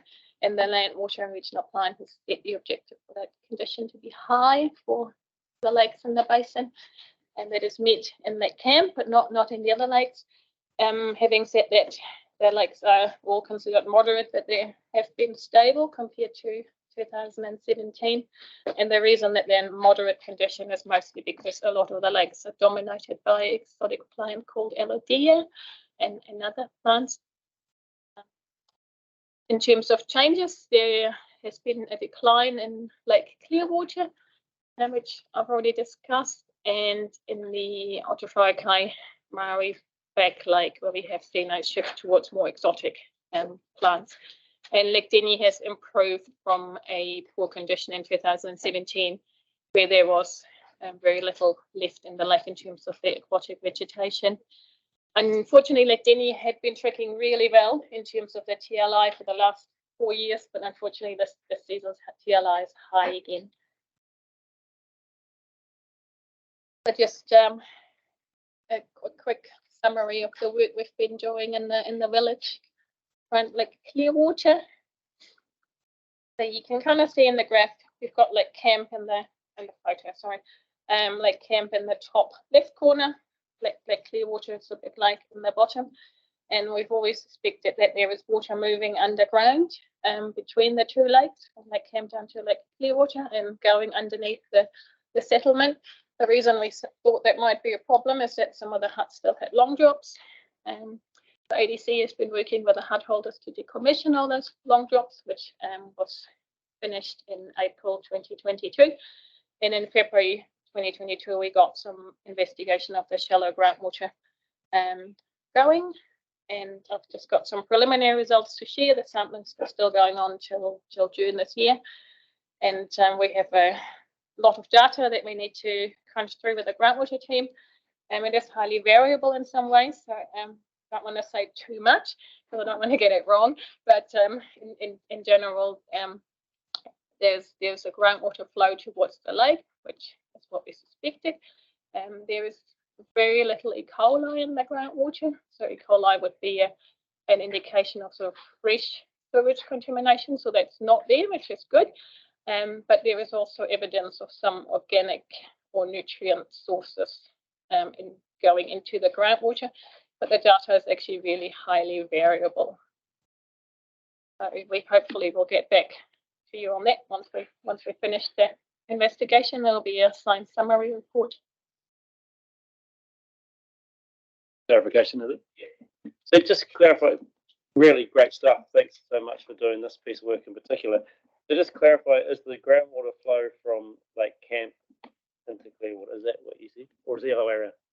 It would be from the direction of Lake Camp towards Lake Clearwater. But no, it's hard to see in the picture, but Lake Camp's actually, I think, about 15 metres or more higher than Lake Clearwater. Yeah. We're caught up. Okay, couple. Yeah, so I think questions right to the end. I've only got one more slide.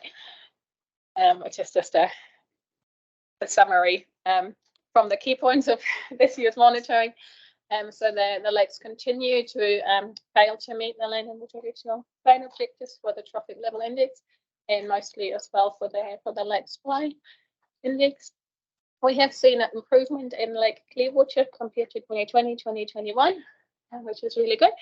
But unfortunately, we're seeing a continued deterioration of water quality in Lake Huron. And just to recap, the Lakes 5 surveys have shown that most lakes are in moderate conditions but stable. We've got 2 lakes that are declining, the Ōtūwharekai Māori Back Lake and Lake Clearwater. And we have seen improvement in the macrophyte community in Lake Guinea. Tēnā koe, Tina rau ko Shelley. Thank you for that. Questions, Councillor Mackenzie. Thanks, Mr. Chairman. Two sort of technical questions, really. In the report, you say that there's very low levels of nitrates being detected going from Kent to Clearwater, but fluctuating levels and some quite high inputs of total nitrogen. Can you explain the difference? And I've got a second question, if I may ask. Just relates to Gentleman Smith Stream. Yeah, to the chair. So the difference between total nitrogen and nitrate nitrogen. So total nitrogen is all the nitrogen in the water sample. So in the lab looks at total nitrogen. They digest the water sample, so they analyze it pretty much is all the nitrogen in one sample. Nitrate nitrogen is a dissolved inorganic form of nitrogen. So it is therefore immediately available to plants and algae. And why it is lower in so the question was, I understand why there is a variance. So it's quite common for environmental samples to have a variance between total nitrogen and nitrate because there's nitrogen can be present in other forms, organic in particular. Yeah, sorry. I guess my question really is there a relevance in the fact that there may be spikes in total nitrogen, and does that indicate that it could be coming from the village? Because the report says that you're getting spikes of total nitrogen being measured by your monitoring from the water flowing through under the village, but the water coming in from the streams coming in have got lower levels of nitrate than the lake itself. So is this an early indication, I guess, even though you want to do more work, as you've said, to suggest that the village itself may be having an issue with some of the nutrients going into the lake? Yeah, to the chair. So so we have also been monitoring the inflow stream at the same time. So we've been monitoring the stream that flows into Lake Clearwater and the groundwater. In some of the concentrations we measured in the groundwater of both nitrate and total nitrogen were higher in the groundwater than they were in the inflow stream, which would suggest that it is a source to the lake. However, they're so variable that we haven't worked out any loads, so I couldn't tell you what proportion of the nitrogen going into the lake is from the settlement. And just one more question, Mr. Chair, if I may indulge you, and that is in the report on Gentleman Smith Stream, you talk about the nitrates in the springs being much higher than in the stream itself, from the springs. Are the catchments that feed the springs discrete catchments, or are the springs just a manifestation of the groundwater in the basin? So to the chair, so the question refers to the Gentleman Smith catchment, which, just for clarification, feeds down into the Māori Lake, and we sample the stream, and we have I think it was November last year, we went and sampled some of the springs as well that will then go into the stream and become part of the stream flow. And we have found that the nitrate in the stream is lower than in the springs. And the catchment that feeds the springs, we're not entirely sure how big those catchments are, but they will be within the whole of the Gentleman Smith catchment. Sorry, I guess to answer your question, we don't know exactly what the catchments are of the springs, but they all end up in the Māori Lakes. Do you want to say something? And maybe if I can add to that as well, is the springs represent the head of where the groundwater is emerging, water's emerging from the groundwater into the surface water environment. And while we monitor the continuous monitoring of Gentleman Smith Stream further downstream, there are in-stream processes, so you expect some uptake of that nitrate-rich groundwater. You probably understand the reason for my question, but if there's a discrete catchment attached to any of the springs, then does that give landowners opportunity to target their land use practices in those discrete catchments? But if the springs are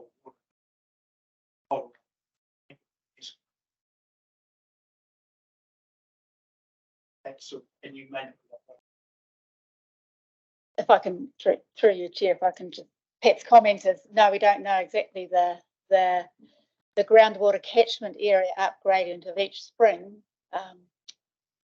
If it's a shallow groundwater system, you can assume that land activities immediately upgradient could have the greatest impact, but the reality is the source and the effects of land quite a distance upgradient can still cumulatively affect those springs. But yeah.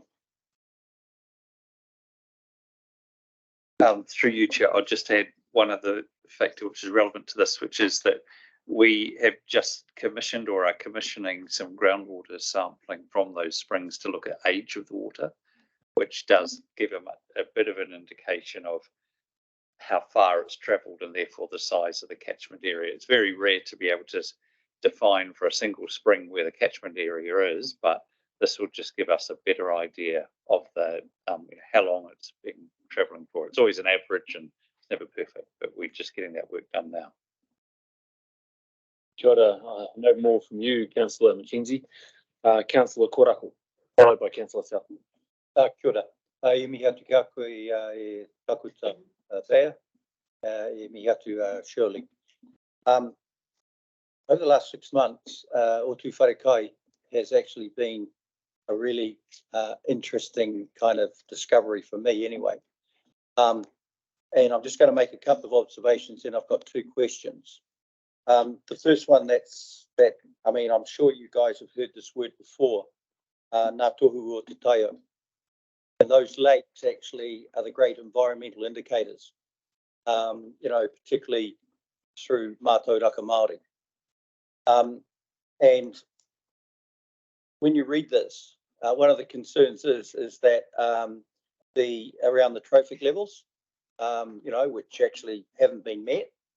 The other part of it, though, is that looking at this, you've started to kind of identify, or you have identified, the reasons for this in some ways, and you've moved to with solutions around, the long drop seepage.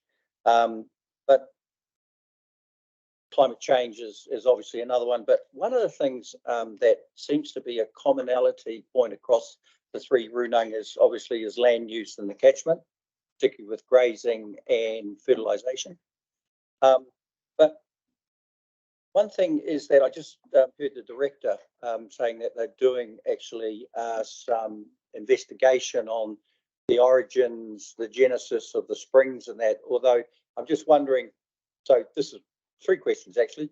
Mātauranga Māori, talking to mana whenua actually about the genesis of those springs and where they actually come from. Do you use that? Is that being used as well as it could be? Or so are you, during that investigation, are you talking to mana whenua about that? Or is it pretty much science-based geology?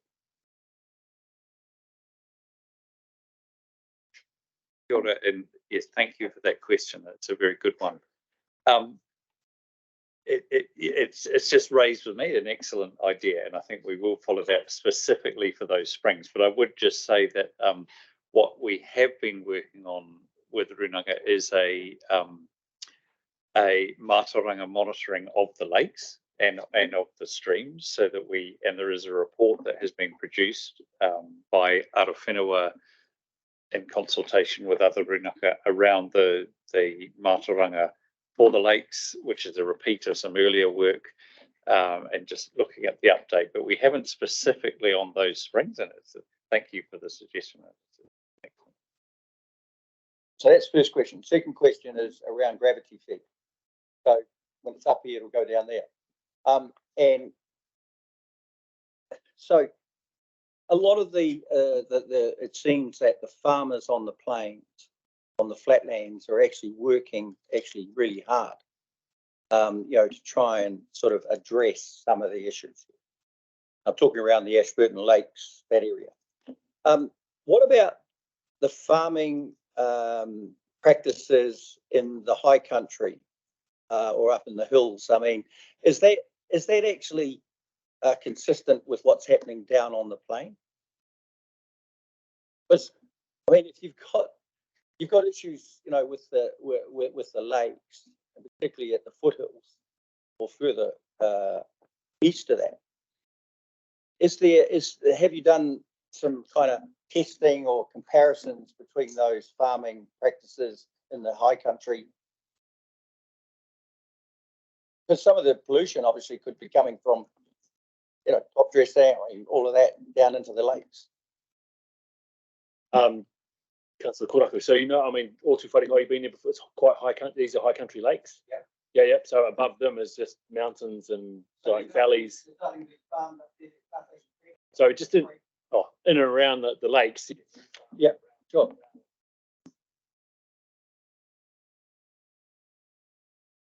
Sorry, I'm not entirely sure I totally understand the question. What about conservation land? I mean, is there a forget about the farming, okay? Because I mean, there is sort of farming up there, because you can't tell me that a lot of that high country farming, and when they start top dressing and all of that, that they're going to be quite specific on where it's going to go. So let's move on from that then. But let's move to conservation land and all of that. What sort of pollution is caused by some of the practices that are going on there, or do you know? And I'll come back to the through you, Chair, the earlier question around the farming as well, because I think it is relevant. So the farming that is done in and around these lakes, there is a huge amount of work going on now, working with those farmers around the practices, and a lot of it is where it's taking place. So the way I like to think of it is that this was a plan in our regional plan. We identified what we called sensitive lakes, of which Ōtūwharekai, Ashburton Lakes was part of that. And there were plans put in place to require farming at good management practice and to require consent for farming. That was well before anything on the plains had anything of the sort. It was the identification of that these were sensitive and that they were at risk. What this work is suggesting is that the constraints that were put in place around farming at good management practice and consent for farming has not been adequate enough to protect those lakes. We're working actively with those farmers, particularly around where the management takes place, rather than just good anywhere, if you follow what I mean. And some of it is, and there's been a lot of work done with the farmers individually about where they do their intensive winter grazing, rather than just do they do it at good management practice, regardless of where they are. So there's a lot of work being done. In terms of the conservation land, yes, there is always some contribution, particularly often of phosphorus, which comes down through sediment. There are landslides that moves. I guess the thing is that there is very little that can be done around that. And just a third question. Kia ora tātou. It is 1 o'clock and it is our 2-hour break time. I'd just like to just move a motion if you'd be happy to finish this paper, and then we'll go to break after that. I'll move that. Have a seconder. Yeah, Councillor Southworth. All those in favour? All right, carried. Kia ora. Carry on, Councillor Koraku. Final question. I know I'm between my colleagues and lunch, and probably you as well, but just the whole thing around this is that if Ōtūwharekai sneezes, everyone else catches the cold. And what I mean by that is that I'm talking from a mana whenua point of view, which it only has to actually, something comes up that the lake is not as good as it used to be or whatever, and then everyone else gets the blame, and particularly the farmers down on the foothills and the plains again. That's one point. So what's your relationship like with mana whenua? I mean, do you work close with them? Do you actually engage with them? Or do you just do this report and then it goes out to them? The director will answer that one. Councillor Koraku. I'll explain why I'll answer this first of all, so that you understand. And that I'm the director responsible for a working group that was initiated by Runaka and worked really very, very closely with particularly Arowhenua, but also with Taumotu and Tuahuriri as well. So that there is, it's probably not my place to say the state of that relationship, but from my perspective and from the people working in it, it's a very strong relationship, and that we've been really closely involved working together in the working group. And then we also have a mana to mana hui.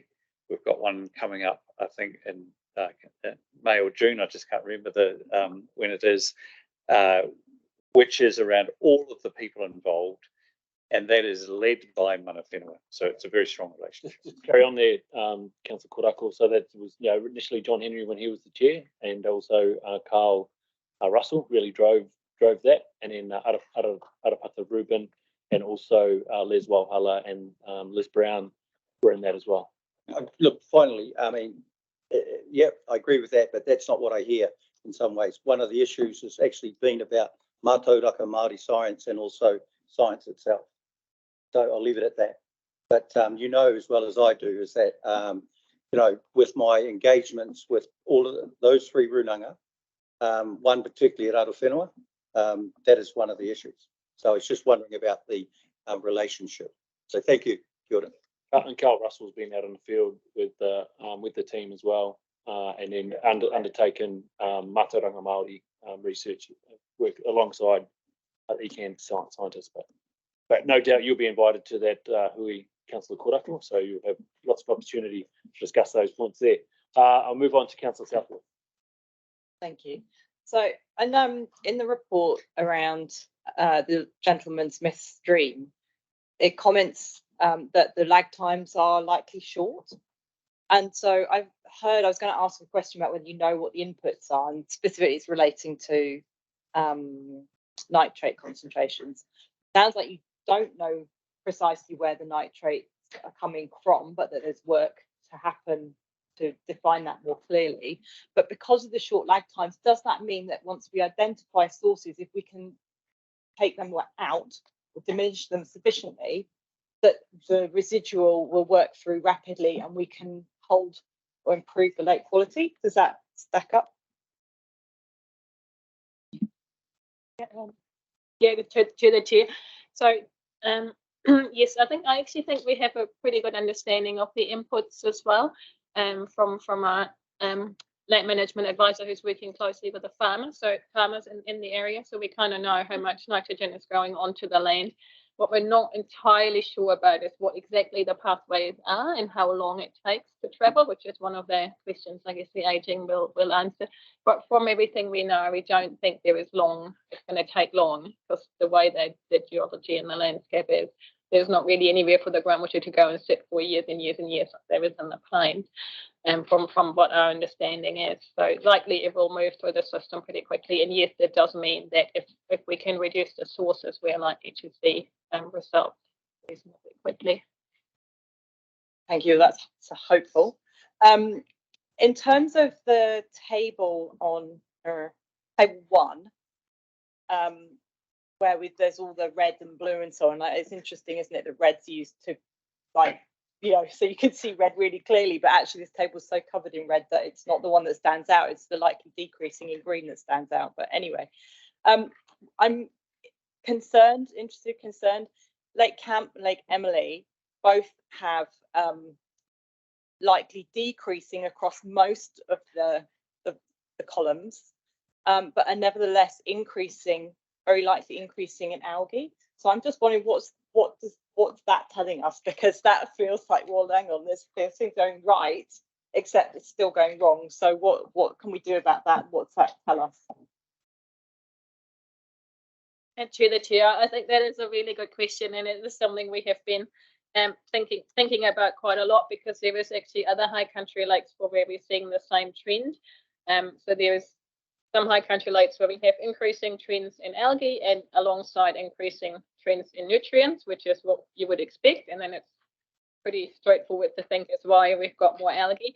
But there is actually a number of lakes outside the catchment as well where we are seeing increasing amount of phytoplankton algae biomass, but we're not seeing corresponding increases in nutrients. And we do have a couple of theories as to what triggers that. I don't know how much technical detail I should go in there. Okay, so first, it could be linked to climate, I guess. That in summer when the lakes stratify, that stratification is becoming narrower, so you've got more because it's warmer, and it's more stable, less windy potentially, so you get a shallower layer. So your algae are just concentrated in a more of a top layer. So we could just be measuring more chlorophyll due to that. But usually, and it could also be in the proportion of nutrients. So not all nutrients are always available to algae. So it could be that the total nutrients are staying the same, but the amount of the proportion of those total nutrients that are available to algae are increasing. So then you can get more biomass of algae without getting an increase in total nutrients. It could also be that they're simply making more chlorophyll, because we're not actually measuring the whole algae, we're just measuring a photopigment. It could be that they're just making more chlorophyll because they have more light, or other things have changed. So yeah, sorry, I don't have a clear answer, and I have discussed it with other lake ecologists, and no one really has been able to come up with a one answer. But we're definitely keeping looking into that. Sorry, just that's great to hear looking into it, because it sounds to me dependent. Ultimately, the effects will be much the same. You're reducing light accessibility and light potentially impacting on macrophytes and so on, I think, from what you're telling me. And so, but in order to know what to do to avoid that outcome, we need to know what the problem is and then what can address it. So you are telling me that you're focusing in on that, and that will be then able to bring some more proposals for solutions. I think that's what I'm hearing. And then a final question around, so we've got 8 lakes here, and there are 4 which are just Emily, right on the cusp between mesotrophic and eutrophic, and 3 other getting close up there to going into that next state. Now I know when you go into that next state, it's very, very hard to come back down. So are we prioritizing the 4 that are still currently within the mesotrophic in terms of our work? Do we have sufficient resource to actually be looking enough at all 8, recognizing there are some, there's people to work with here too, and I recognize the landowners and the like, and batch owners, etc., etc. So perhaps some things that make it difficult to progress as rapidly as what we might if we just purely looked at the lake. But yeah, are we prioritizing? Are we recognizing the risks of shifting into another and having 8 sitting in eutrophic rather than currently do at least have 4 in mesotrophic? How are we working out what we do and how we prioritizing there? So I guess in terms of prioritization, so far we have worked with all the farmers in the catchment pretty evenly. I would say in terms of nutrient reductions, we have worked out for each lake what proportion of reduction in inputs is needed to get that lake down to where we want it to be, so that the targets are different for different lakes. In terms of prioritization, we have actually got a report done by NEVA that sort of suggest a priority order in terms of their ecological value and their risk of deteriorating further, which we're working through now. Kia ora. Thank you for that. One more question. Councillor Edge. Thanks, Chair. Yeah, this continues obviously to be pretty disturbing that we're not really making much progress on this. My particular issue is related to the geophysical analysis that's taking place in conjunction with the water quality issues. Because for me, those issues about what is the source of the pollution is kind of a geophysical issue and a land use activity issue. And I'm just wondering, do we have our handle in terms of the geological structure of the catchment and what the sources of those could be in terms of underground water? If the water is shallow, then and it's the shallow in terms of the Gentleman Lake, for example, the Gentleman Stream, for example, the pollutants seem to be coming at a shallow level through permeable gravels, presumably. And then those upper parts of those catchments, the slightly hillier ground, whatever's being applied to those is seeping very quickly, my assumption, very quickly into the groundwater, popping up in springs, and then we have surface water runoff contributing to it. What analysis are we doing to assess the differences between each of those lakes? I'm particularly thinking of what are the physical characteristics in and around Lake Denny that makes it look better than some of the other lakes. And then if you're looking at those, so I mean, a few questions there, but yeah, what is the, and you probably can't answer that now. I just really wanted to know, are we looking at the physical characteristics of where the lakes sit within the catchment and their related geophysical characteristics? And what is different about that, especially Lake Denny, to the other lakes?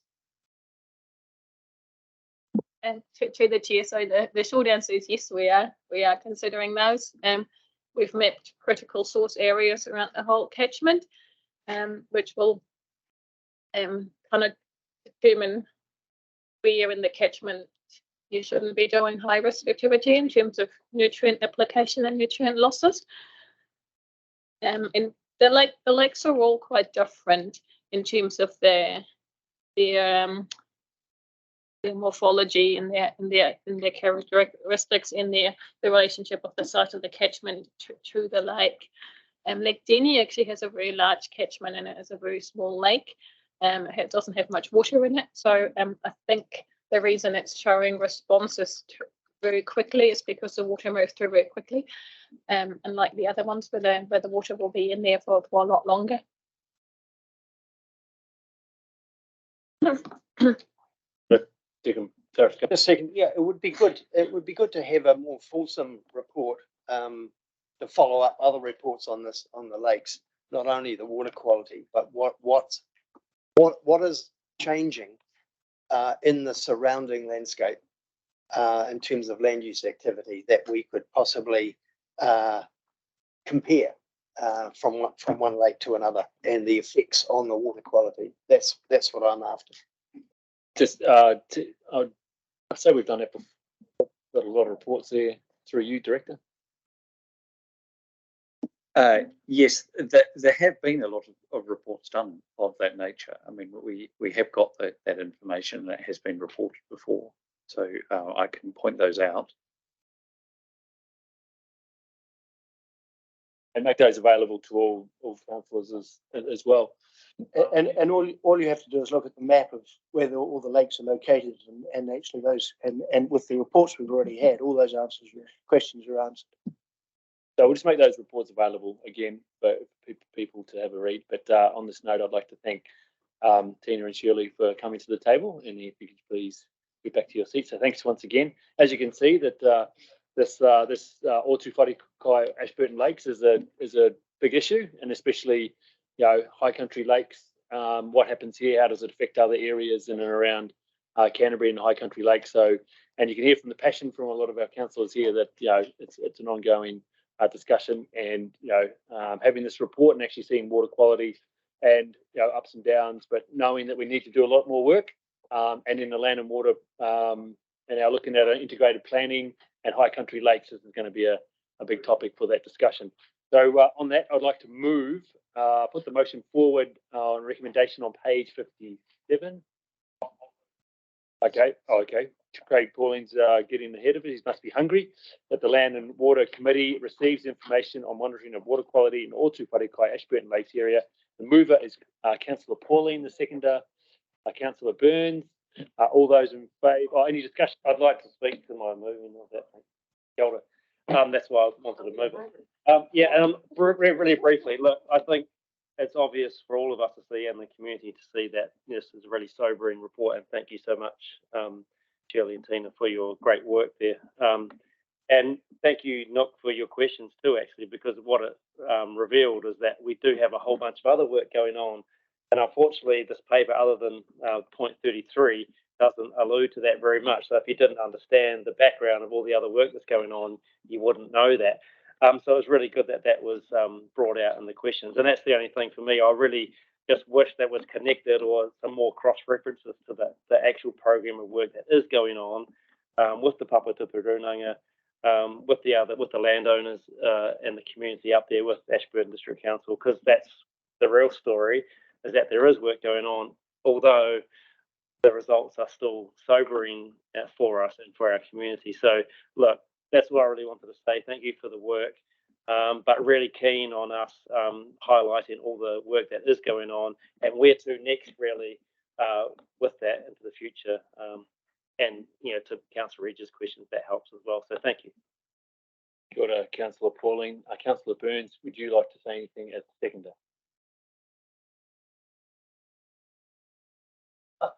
Any other discussion? Councillor Robinson. As a first-time councillor, I really appreciate the graphics. That is me. I understand it, especially mapping. So that on page, God, I don't remember glasses. On page 58, we've got the maps of the lakes where they're situated. It gives quite a bit of clarity to the issues facing some lakes as opposed to others, just by the topography. But some clarity around that, like a really clear map to show any environmental projects around that, like plantings or particular projects trying to, look at the nitrate issue, or, if you get what I mean, it's really hard to say what I'm trying to say. But yeah, any sort of like environmental plantings or projects that are concentrated in that area on a map that sort of overlaps it would be a fantastic piece of resource for that. That's just my view. Kia ora, Councillor Robinson. I'm sure the director next to me and staff will take note, and then any reports moving forward that they'll be shown. We have a mover and a seconder. No more discussion. All those in favour, please say aye. Aye. Against? None. Carried. Kia ora. We will adjourn until 1:45. Kia ora tātou. Kia ora tātou. We said we'd restart at 1:45. It's 1:46, so we'll get underway. We have a quorum in the building, in the room at the moment. We have 8 councillors here, so we can get underway. We're on item 8.5, Ashburton consent reviews, increase in minimum flow for July 2023. I'd like to ask Andrew Parrish, Regional Planning Manager, and Aurora Grant, Consents Planning Manager, to the table, please. Over to you. Kia ora koutou, councillors. I'm very pleased that Aurora and I are bringing you this report today, signalling the completion of the Ashburton consent review process. That process was started in 2019. We've worked compassionately with the Ashburton community, particularly those consent holders impacted by this review process. And it's a fantastic result, increasing the minimum flow in the Ashburton River from 4 cumecs to 6 cumecs. That'll have a positive impact in terms of keeping the mouth open for longer, improving the Māori of the river, supporting the natural character values that exist within the Ashburton Hakateri River system. If there are any questions, I'm here to take them along with Aurora. Kia ora tātou. Yeah, any points of clarification, any questions? Councillor Southwood. Yeah, just it looks like it's been done really well as a whole process, and the outcomes, what helping to achieve what we need to through our planning framework. I'm just interested to know, are you going to be looking at how this might be applied in some other similar types of situations where you can see a real benefit to the environment through this type of process? Thank you, Councillor. Yes, staff have undertaken some work assessing which catchments may be appropriate for future consent reviews. Ultimately, that will be a decision of this council as to where we might go in the future, but I'm happy to make a recommendation along with Aurora at a future point in time. Well done. Any other questions for Andrew and Aurora at this time? Points of clarification? If not, I'd thank you both. May leave the table. Firstly, I'd like to put the motion, and then there'll be an opportunity for discussion. The recommendation is on page 67 of the agenda. Please, the recommendation is that notes the Ashburton consent review has been completed, and as a result, the Ashburton River and Hakatere minimum flow will increase on the 1st of July 2023. Please have a mover. Councillor Burns, seconder. Councillor Sunknall. Councillor Burns, would you like to have a discussion at this point? Thank you, Mr. Chair. Yeah, as is previously made stated, it's great to see this process carried out and completed. And as Councillor Southworth said, it would be, if there are any learnings from that to be able to take forward, that would be good too. So, kia ora, thank you. Seconder, Councillor Sunknall, would you like to make any comments? I would only be repeating myself from this morning, but yes, my real thanks to the team for what they have achieved in what was a particularly challenging environment, and the learnings that we have taken from that, the ability to engage and achieve a result. So again, I'll get up and I'll go and shake Andrew's hand, because I think it is one of those things that we all should be proud of achieving. Oh, literally. Shoulder. Yeah. Any other discussion points, Councillor Edge? Yes, I mean, it is a great piece of work. It's obviously taken a long time to be achieved, but in terms of the people directly affected through this process, it sounds as though people have generally understood why this needed to be done, and the benefits to the river over time will be tremendous in terms of improving water quality and quantity, and so it's certainly something that as we move to the next phase of our planning work, if you like, for the 2024 integrated plan, that these sorts of issues will come to fore, and it is a slow process, but it will get towards achieving, I suppose, the goals of Te Mana o Te Wai and the National Policy Statement for Fresh Water. And certainly, what's really pleasing, it means that the natural character values of the river will be enhanced as part of this process. Thanks. Thanks, Leeds. Any other discussion? Any other comments?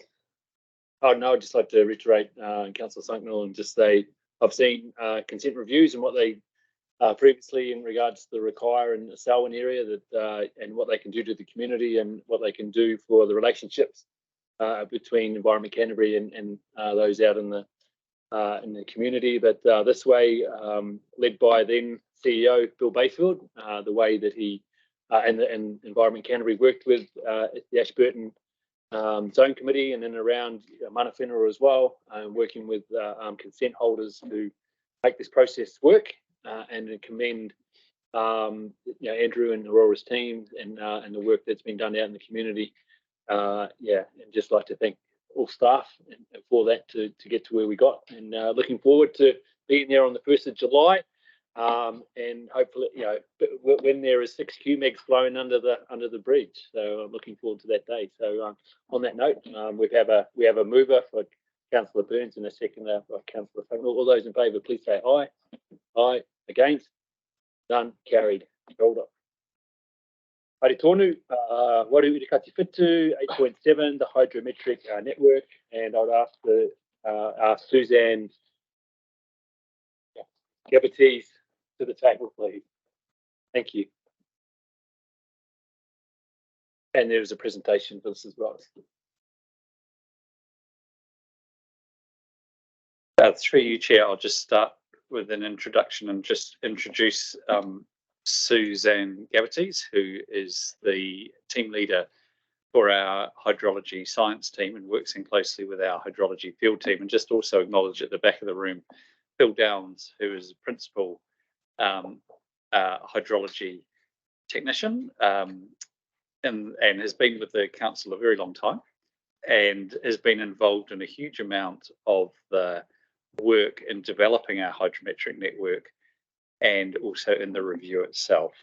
Just to very quickly introduce it and say that the reason that we're reporting on this to you is that it is a level of service target, as mentioned in the paper 11.2, that we review our different networks within a 10-year period. And this is one of our networks. We also have water quality network, and we have various ones around groundwater and surface water and things. And we've got a revolving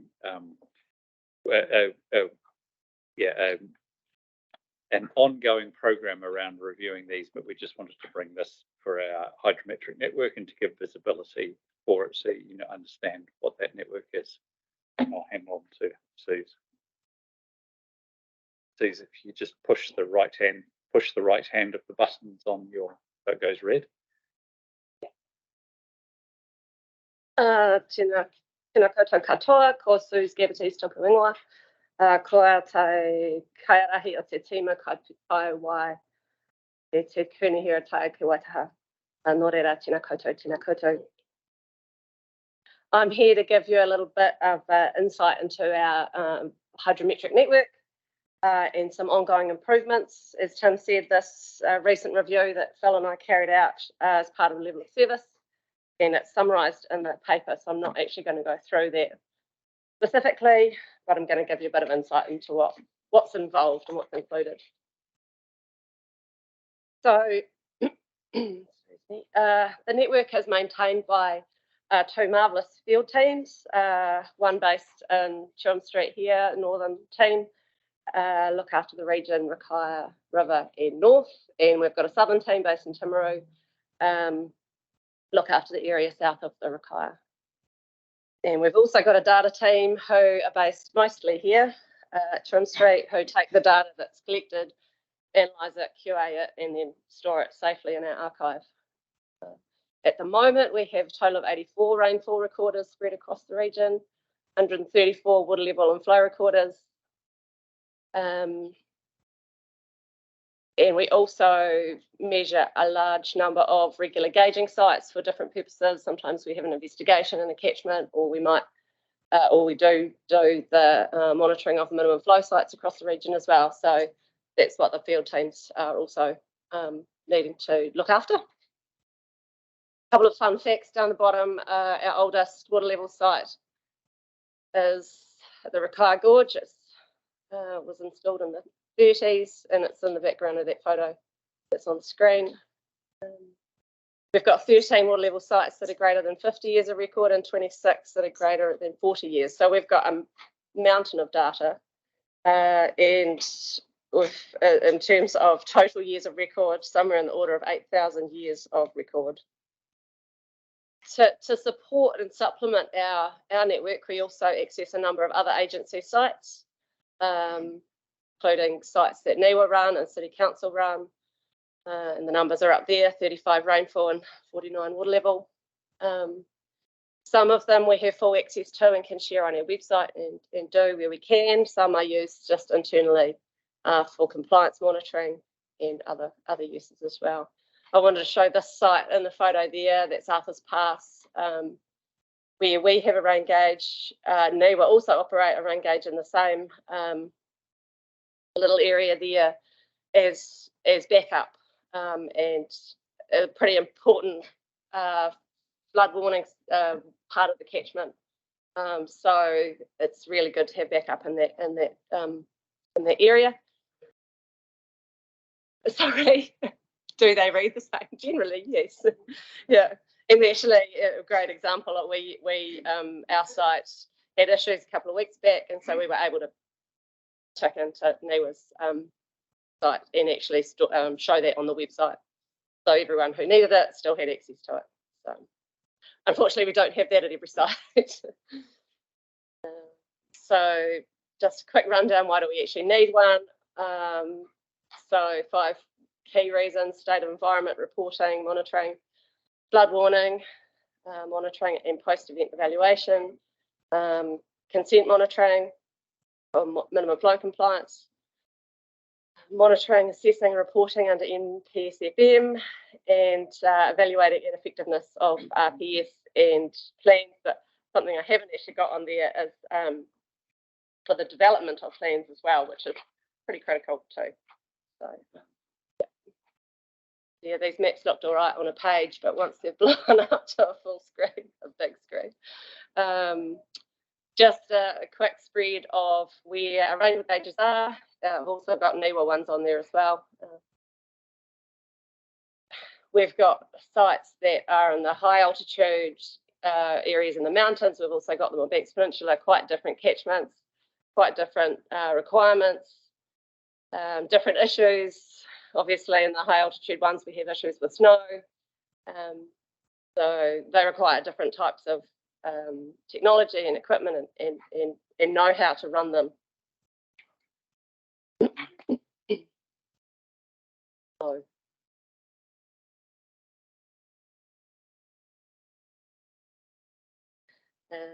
and then water level sites similarly spread nicely across the region. 134 sites, variable from large braided rivers with large flows, often difficult to monitor at the lower end of the rivers. We've also obviously got spring-fed streams that are slow moving, weedy, often turbid, and then Banks Peninsula, steep, quick moving, but really small flows. So really variable types of rivers that we have to, we monitor continuously.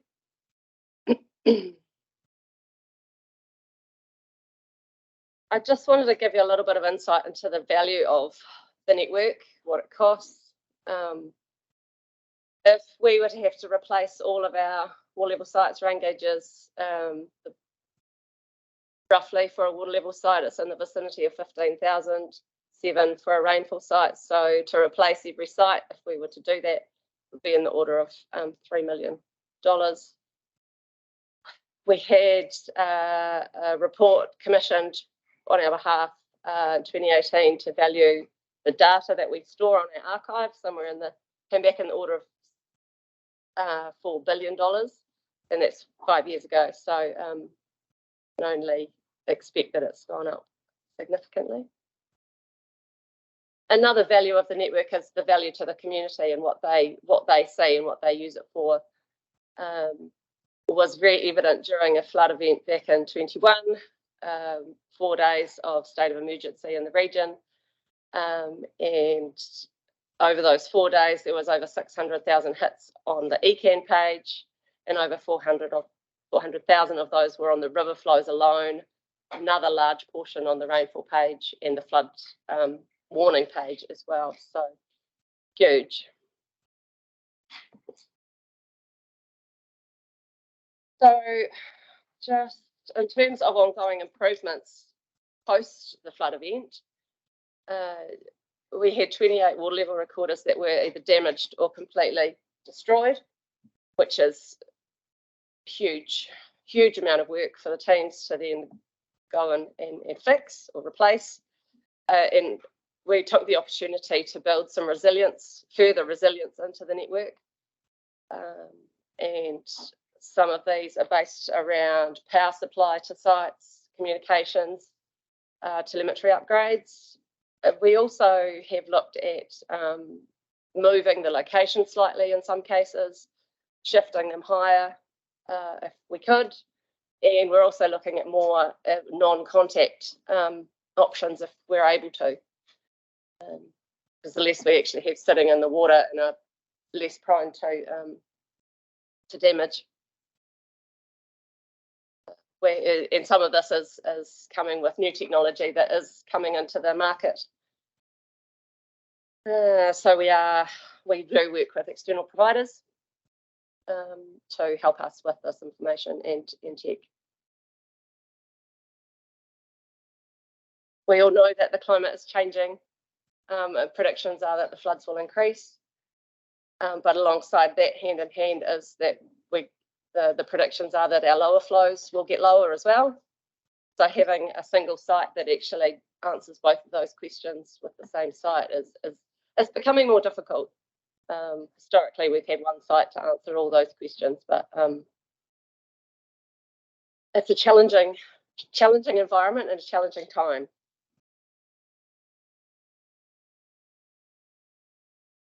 Thank you. Good, Suzanne. Thank you for that. Quite good to know where the things are, around Canterbury, and I'm sure like the councillors here will have some questions. Councillor Southworth, followed by Councillor Swick. Thank you. Thanks. I found this really interesting because it does give us a really good picture of Canterbury and also the different issues that the different types or the same type of monitoring impact plays into. It's interesting you have 134 water level flow recorders, which sounds sort of quite a lot, but when you think we've got 10 zone committees and how big an area each of the zone committees covers, it's only 13 per huge area. So you mentioned about building in resilience and also about the difficulty of monitoring braided rivers. So I'm wondering if a braided river is essentially monitored where we can at the moment rather than where we would like to. And so is the research looking at helping us to monitor where we would actually like to? And have you got a sense of how quickly that might become something we can apply? I noticed that it says it's being done, but do we have a sense of the time frame in which we might actually be looking at investing in a more comprehensive network than this? Because am I right in thinking it's not actually enough here? Yeah, no, it's like... Oh, sorry, button. Switch. There's certainly some sites in the region that would really love to have continuous monitoring, and the two of the three braided rivers, the Waitaki, Rangitata and the Rakaia, is where we would really love to have a continuous monitoring at the bottom of the catchment. And I mean, the movement of the material and those rivers down there are just make it pretty much impossible, or very difficult anyway, to actually have recorders down there. So I understand there is some work going on at the moment using satellite imagery. I think they were actually going to fly today and do some concurrent gaugings down the Waimakariri to work on some validation. I think that, as far as I understand it, it's not going to be continuous. It'll be when it's able to be used, it'll only still be once a day or whenever the satellite can actually take the image. It's not going to be 5-minute intervals like we can do with the instruments that we've got at the moment. So, and I understand it could be still 5 years away before we can actually get into that. So while it could be useful, it might be able to give us a daily flow. It's still a wee way away. Yeah, that's helpful.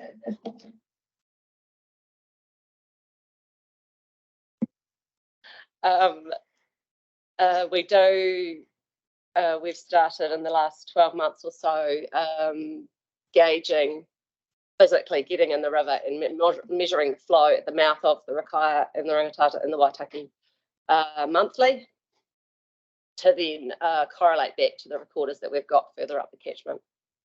So we are developing really good relationships, so we have much better understanding of what's happening through the system. Thank you. And then second question, just around rainfall. So I know that there's we've had a concern raised around the swimming water quality over in Corsair Bay and that area.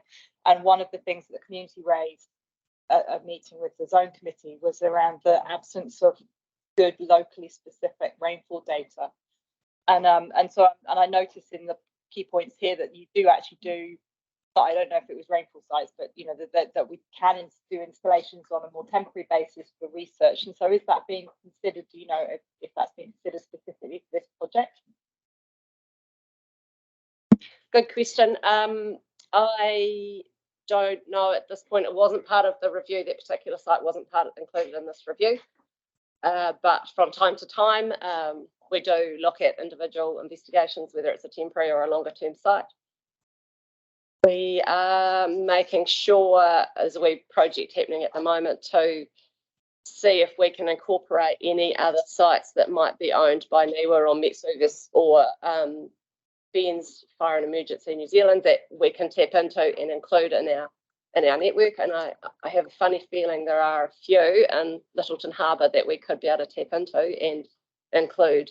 But that's something that we're working on at the moment. So after this review, so yeah, ongoing improvement. Yeah. And you can do specifics when it's necessary, and so it sounds like the conversation we had on that one. So thank you. Hi, kia ora, Councillor Southworth. I'm going to bring in the McKenzie rule. So one question from now on, Councillor Swiggs. Is that part of the standing orders, is it, Mr. Chair? Sorry. Awesome report. It sort of got the geek coming out of me a little bit, and water and everything. The question that I wanted to ask is, it's quite clear that data has value. Do we have to buy data from the other agencies that we're sharing with, and do we sell data to the other agencies that we share with?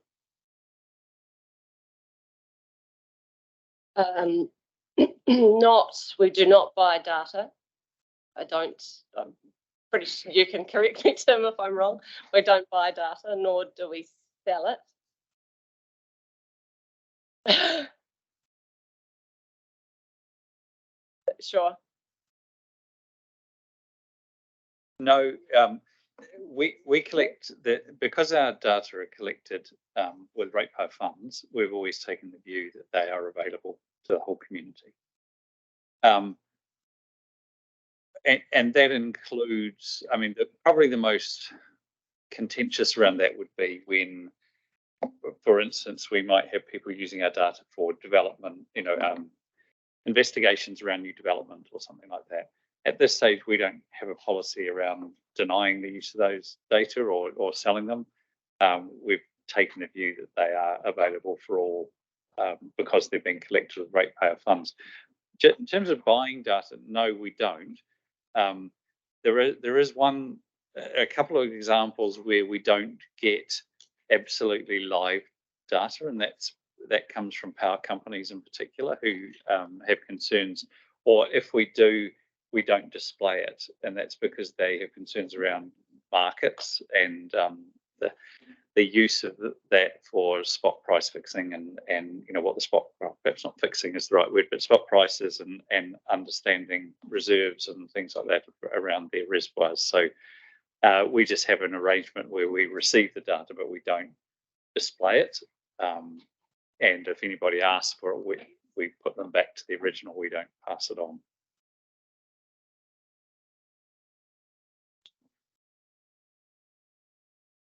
Further clarification required, Councillor Swiggs?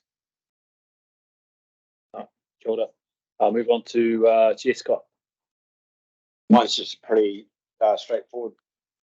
Question clarification regarding the $4 billion data value. Is that based on what? What's it based on?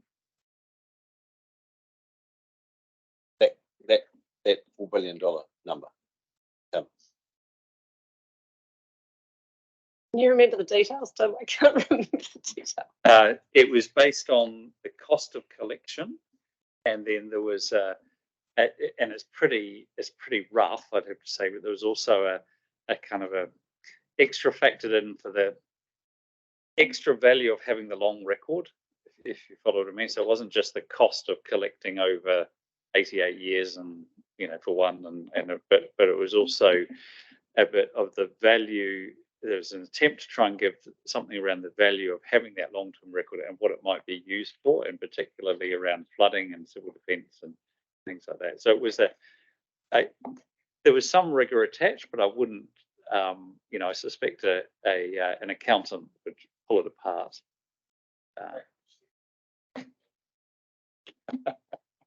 Is that 2018 report available somewhere? Tim? We can dig that out. I'm just not sure where it says. Kia ora, Councillor East.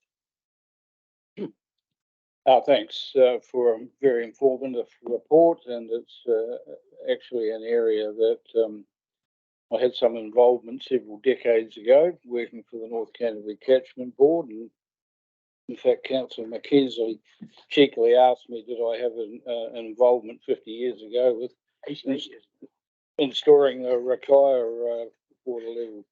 Look, I just have a couple of questions, one of interest and the other one a question.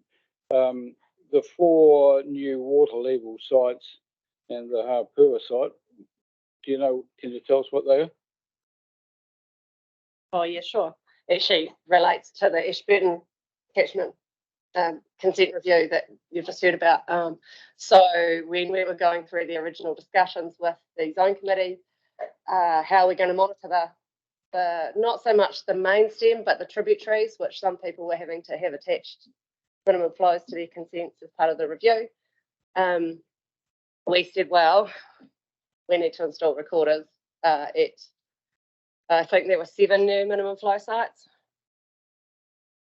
So we were able to install 4 of 7 as continuous monitoring, which are now on the website. So whoever's attached to those sites can have daily access to know if they're on restriction, off restriction. So that one is a water level site at the mouth to go with a water quality, Ashburton, same part of the consent review as well, part of the water quality monitoring at the mouth to see if we're actually meeting the outcomes of the plan, the consent review. Sorry. So unfortunately, the flood in 21 completely drowned the water level site at the mouth. And as far as I know, Phil, you can correct me if I'm wrong, but they haven't been actually able to get into it to dig it out. Well, there's too much silt there to actually dig out at the moment. And secondly, just around the rainfall sites, I actually still catch up with a few of my old colleagues from the catchment board years ago, and at a recent gathering there was talk of rainfall sites that had been disestablished and then subsequently re-established, and I note here that we're removing 6 sites. So there was just a bit of banter around a gap in records from sites that have been there for a while, and then the decision to put them back in again. I hope we're not doing that sort of thing there again. And are the 6 sites that were installed for short-term investigations? How short is short-term, and are we potentially maybe sort of developing another gap in records later on? Yeah, excellent question. As far as I know, the 6 sites, the sites that we remove are not rainfall sites. Usually if we install a rainfall site, that they're going to be there. The 6 sites that I've referred to here are actually water level sites, supply sites, that were installed for investigations. A couple that I can think of were, one was on the Kura River down south, Waitaki, excuse me. Kura was installed so we could see if we could get some correlations with some neighbouring catchments. It turned out that it was dry for more of the time than it was flowing, and so for us it was actually not a beneficial use of our time and money. So that was one of them. I get your point about the taking them out and putting them in. I understand in the 80s, 90s there was a bit of cost cutting done. Quite a few sites were removed. And in the 2000s, earlier on in my time here, we realised actually those sites are really important, and many of them have gone back in, and we do have a gap in the record. It's really unfortunate, but hindsight's a wonderful thing. And lastly, we had a deputation from in our annual plan process just recently, and I'm probably just passing this on for information, where a constituent, or no, it was a community board, expressed some concerns about the water level recording in the Air River, and the lack of data there. It was more, the data was more upstream rather than downstream, and there didn't appear to be any record available, or I'm not sure whether it might be like the Ashburton River mouth. It's in an environment that's hard to establish a water level recorder, but just pass that information on. Thank you, Councillor East. Councillor Pawn, did you have anything? Councillor Mackay. Thank you very much for the presentation.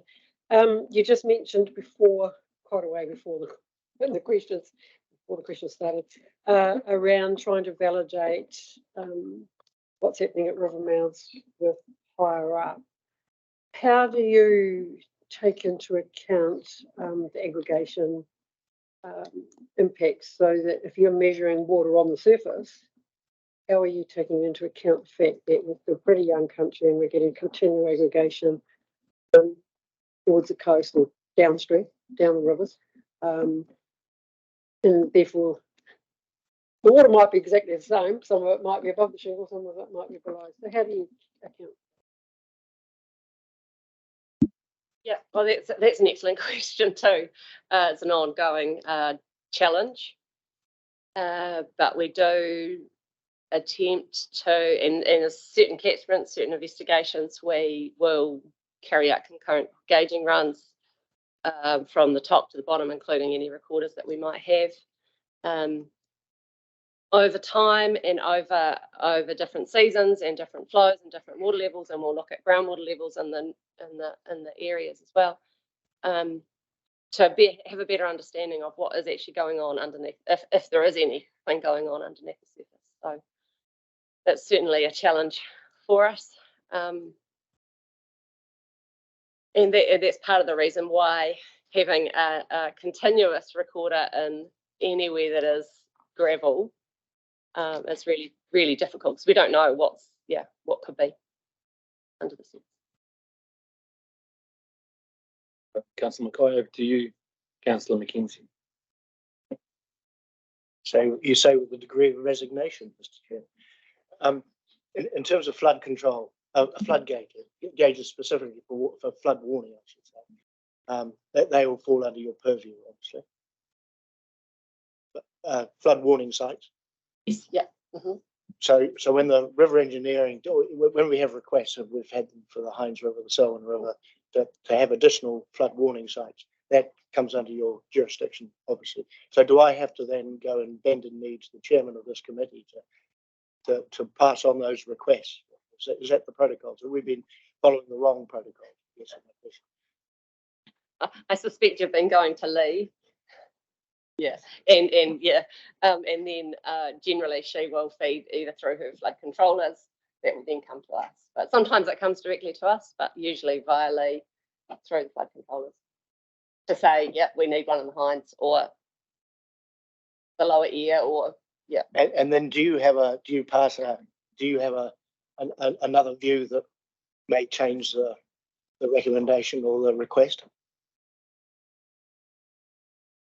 Well, I suppose it's an ongoing process of, I know the Hines is actually sitting at the high on the top of the list of requests that has been there for a wee while, some years. We'll get our field teams to go and actually assess if it's possible, and in some cases it's physically just too hard, and we might actually be better off with another rain gauge. or something different. So yeah, but we'll also look at budgets and resources. Have we got the people power to actually have another site on our list of things to look after? So Kia ora, Suzanne, thank you for that. And for that question, I'm sure the Director of Science will take it to Lee, and then also might pass it on to the Chair of the Catchment Committee to see if he can take it somewhere. On that note, is any other further questions for Suzanne? Otherwise, I'd like to say thank you, Suzanne, as a user of the ECAN website on water levels and water, rainfall and everything. Probably 3-4 times a week. I'm supportive of this Mihi, and I find it very useful. So, nō reira, kia koe, tēnā koe. Thank you. You may leave the table. Kia ora whānau. On that note, go to the motion on the recommendation on page 79 that the Land and Water Committee receives this report on the review of the hydrometric network in the Canterbury region. May I have a mover? Councillor Swiggs, seconded, Councillor East. Would you like to make any comments, Councillor Swiggs? Councillor East. Yeah, just again, thanks for a very informative report and an area that's of some interest to me, considerable interest, and keep the good work up and look forward to getting a report.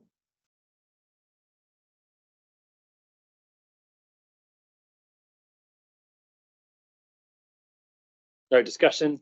On that note, all those in favour, please say aye. Aye. Against? None. Carried. Kia ora. Next meeting, the next Water and Land Committee meeting will be held on the 28th of June, 2023 at 10:30 a.m. I now declare the meeting closed at 2:25 and invite Chair Scott to close with it. Kia ora. Kia tau nā manaki taka ate me nā kia runga kia tina a tautau. Kia mahia te hua makihiki. Kia toi te kupu, toi te manu, toi te aroha, toi te reo Māori. Kia tuturu, kia whakamua. Kia tina, haumi e, hui e.